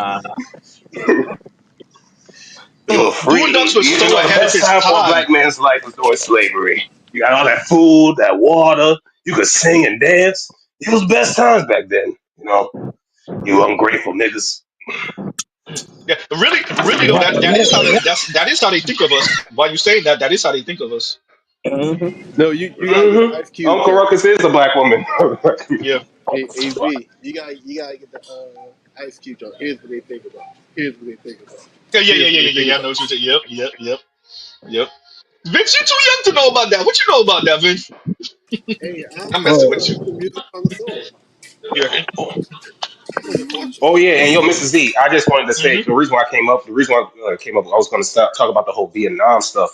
Dude, one Oh, of go the ahead, go ahead. soldiers I was talking to, one of the black soldiers I was talking to was telling me about like the fact that when they used to take in like prisoners of war, they would torture the hell out, like cut open the white dude's guts and start rearranging their organs and stuff, torturing them and leave the black guys alone. Really? Yeah, I never they heard were. that one. Yeah, they were doing some crazy shit. Jay Moore, I'm gonna have you read Vince's super chat. I can't have Vince read his own super chat. Read this for me if you don't mind. Did I cut up? Oh, You're wait, good. me? You No. said me? Yeah, yeah, Jay Moore, read this for me, please. Oh, sorry, my fault. I cut up. Sounds like a lot of explanation to Ex- me. LOL. exploitation to me. But it is exploitation. It Oh, is. I thought, That's what they want. Yeah, I they do. it, They go. yeah, because I mean I got cut off a little bit and shit. Mhm, Now I'm playing, but mhm. but like again, that's why I keep saying this whole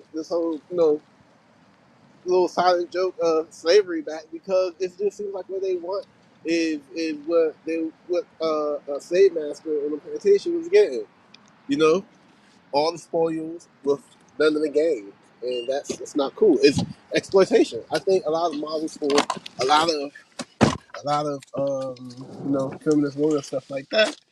They want they want all the spoils of labor and all that comes with it, and it's like it's not cool. I mean, that's the Well, most I can say.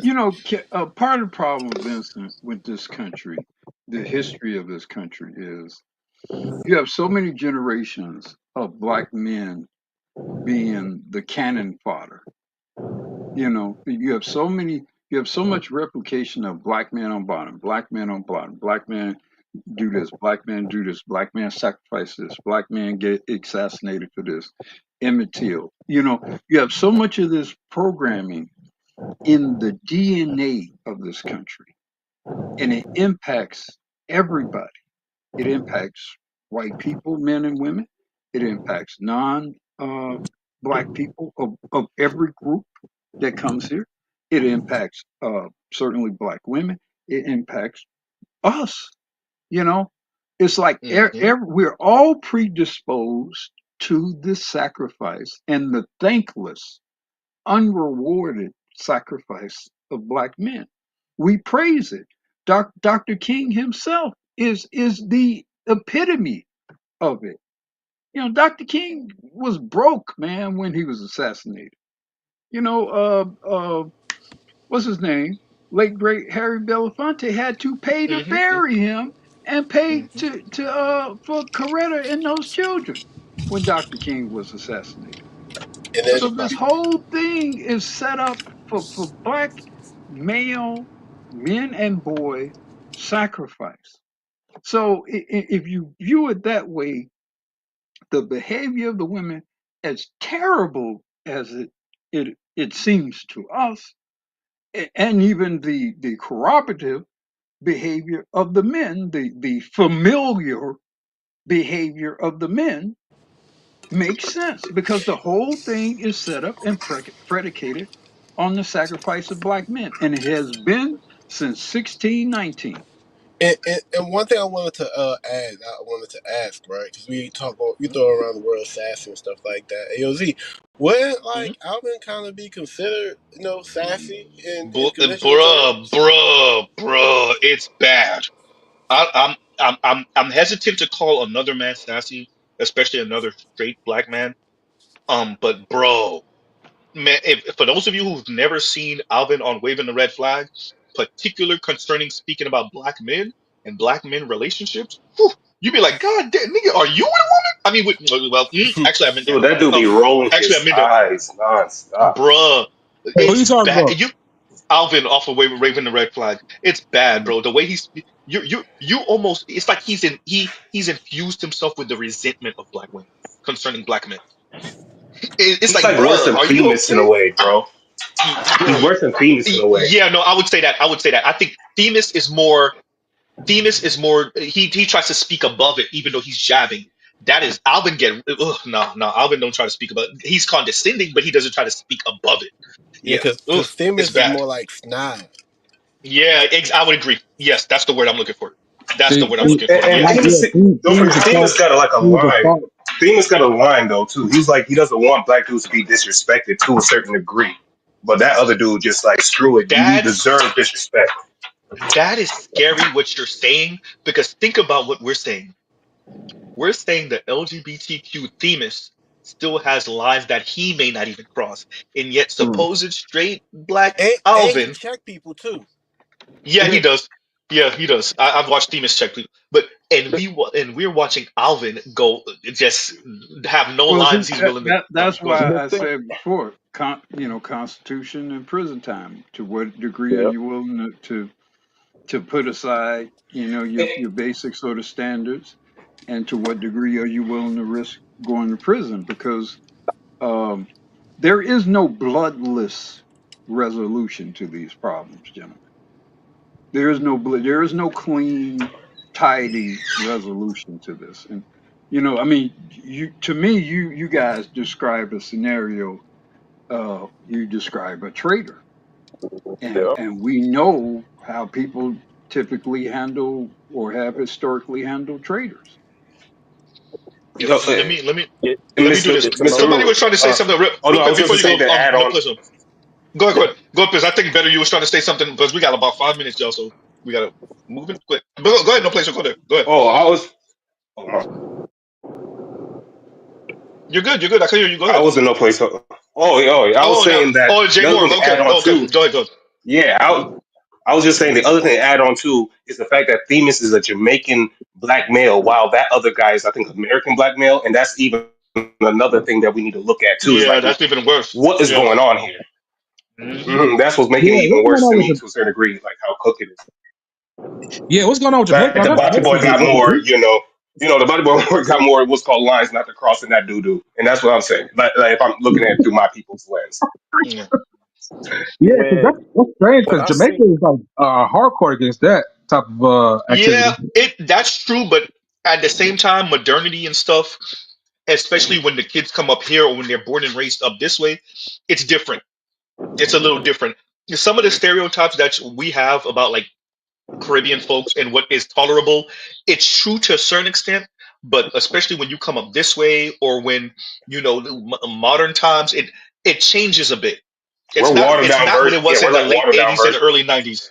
Exactly, it's not what it was now in the late '80s, early '90s. Yeah, it was Burn the Chichi Man, but now, nah, it's not that anymore. It's not. Any Jamaican tell you otherwise is lying. And ask no placeholder if you believe me. If you don't believe me, Well, ask Jay you Moore. Nah, it ain't shouldn't that. be able to comfortably hate on your own. Yeah, yeah. In I public. agree. You shouldn't be. That should not be something that you can comfortably do. And I'm not. I'm not speaking. Let me clarify. I'm not saying anybody go hurt nobody. I'm just saying there are rules to the behavior of people, Yep. and there are certain thresholds. In other groups and communities of people, you just don't cross. You don't see certain people cross, men in particular of that group, the way you will see amongst black men. You don't see that. And I'm not trying to say we supposed to be like this group or that group, but in terms of just a basic sort of order and protocol of behavior amongst men, if you can freely and openly exhibit treachery, then it's almost basically impossible to create and establish any real order of any sort, just I broadly. agree. So again, I'm not trying to The say go hurt somebody or something like that. I'm just saying, to me, that's emblematic of why it's almost impossible to really reform things. Because, like I say, to me, the reform would have to start amongst a broader collective of black men. That's the only way. If there, and I'm not saying there is a chance, but if there's ever a chance, it would have to start there, which means you would have to start pulling motherfuckers whole cards. And let me read this. Let me read this real quick, and then you got it. And Dr. Thunder says, take some of my sandwich money. Hashtag sandwich gang. I'm available when you ready. I did not read this until it was too late. Dr. Thunder. I don't even know if you're still here, but apparently not. But yeah, so Doc always knows he's always whenever Doc gives me a chance and he pops up on the stream and he wants to come up on the panel, that's always a yes to me. So well, if I can do it, of course. And I didn't read this until it was too late. Dr. Thunder probably not even listening right now. Excuse me. So let me read that. Let me read this other one. Give me a second. What's the next? Because we got to move it. And this one from KMS. I glanced at this earlier. It's funny. And KMS says, "Aren't you grateful to be my team? To be in my team?" I get what you said. Aren't you grateful to be in my team? Genghis Khan's black wife. I mean, black women. Black. I mean, think it will play out like that. Cue the chronic six, track 16. For those of you that don't know what song he's referencing, you need to go look it up because Mr. Z ain't gonna say it right here, but it is true. They are nothing but tricks. 304s and tricks. But no, I mean that I expect that. I expect that because that was encouraged. So it took what it was already the proclivities that might have been coming off the plantation. Definitely what was kind of latent apparently during Jim Crow, what exploded at the end of Jim Crow, and between the music, pop culture, the education system, and the overall society just added hot sauce to it. And here we are. So yes, aren't you glad to be on my team, funding my team? Aren't you happy? And saying that to Genghis Khan, or saying that to Alexander the Great, or saying that to Short Mustache Man, or saying that to Stalin, or saying that to George Washington, or saying that to what was his name? The mixed first black president over there in Mexico, Guevara, whatever his face was, I forgot his name. But anyway, saying that to him, right? So imagine saying that to any one of those folks. Saying that to Achilles, saying that to like name them, like saying that to Zeus, Yeah. right? Like But imagine. but also another point that these gynocracy fags was speaking about. Vincent Guerrero, thank you, Indigo. Go ahead. Go ahead, line. The dude, you know the dude's name, the dude with the afro. This is Hmm. when I was listening to the conversation. Well, he Oh, said Eddie. this. Yeah, yeah.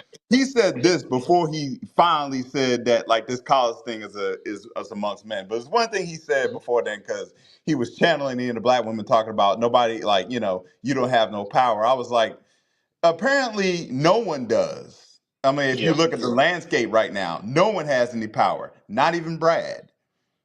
yeah. No, the average Brad don't. Well, Like more and case maybe. in point, case in point, the CEO guy that got popped with Hey, Louis. you're literally a CEO. You're literally worth millions of dollars, and a dude stalked you and deleted you. He made a gun. He made a Hmm. gun Oh, it was a and 3D printed found one. you, Oh, I huh? didn't know it was 3D printed. It was 3D printed. Yes, it was a 3D printed gun. Oh, He made it. It was yeah. no, he did not purchase a firearm. No, he made it. Mm, mm. Yeah, I did not know that part. Yes. Wow, you put me on game on that one. But hey, I think that's another reason why you didn't see 3D printers jump off when everybody Nah. thought they were to take off. Yeah, Yeah. for that reason right there. So when you look at this incident, what power are you talking about? Say that. Well, it's comical, right? It's like I don't know. I think people watch way too much TV. They take this thing way too Yeah. seriously. No one has that. No one's bulletproof. Clearly, we're talking about the CEO. But let me read this real quick. Because we gotta go in a minute. And Leon says, Z, but these white men were fed at the breasts of black women as infants. Doesn't that mean anything to you? Why black women should assume the wishful fairy tale status, their rightful status under white men? I mean, they're already under white men, pun intended, right? They're already under white men. It's just that white men aren't taking them that seriously, and that has nothing to do with black men. Black men, that is none of your responsibility, dear black men, right? They're already under white men, right? It's just that white men ain't taking them seriously, and maybe y'all need to get up with Asian women and tell them to move over a little bit, and y'all could get what they Look, got. uh, Um, yeah. white men love and adore their dogs, Oh, but it's still a fucking dog. yeah. Ugh. They're not trying to marry Ugh. the dog. They're not trying to make Ugh. babies with the dog. They're not trying to buy a house with the dog. And that's the fundamental problem with black women and their relationship with white men. They might love, need, and depend on that black woman, but it's not at a status of a human being and a mate. It's a dependable pet. Let me do this real No, quick. Black Guru. I got you guys. I gotta go. I really do. But no placeholder. Black Guru sent me something. I'm gonna cover that Black Guru what you sent me because this super chat might be the screenshot for. I mean, not the screenshot, but the thumbnail for that. And no placeholder says Negro in the glass, break Winfeld and divesting. What you That's sent me, it. Black Guru, was that. Hey, you.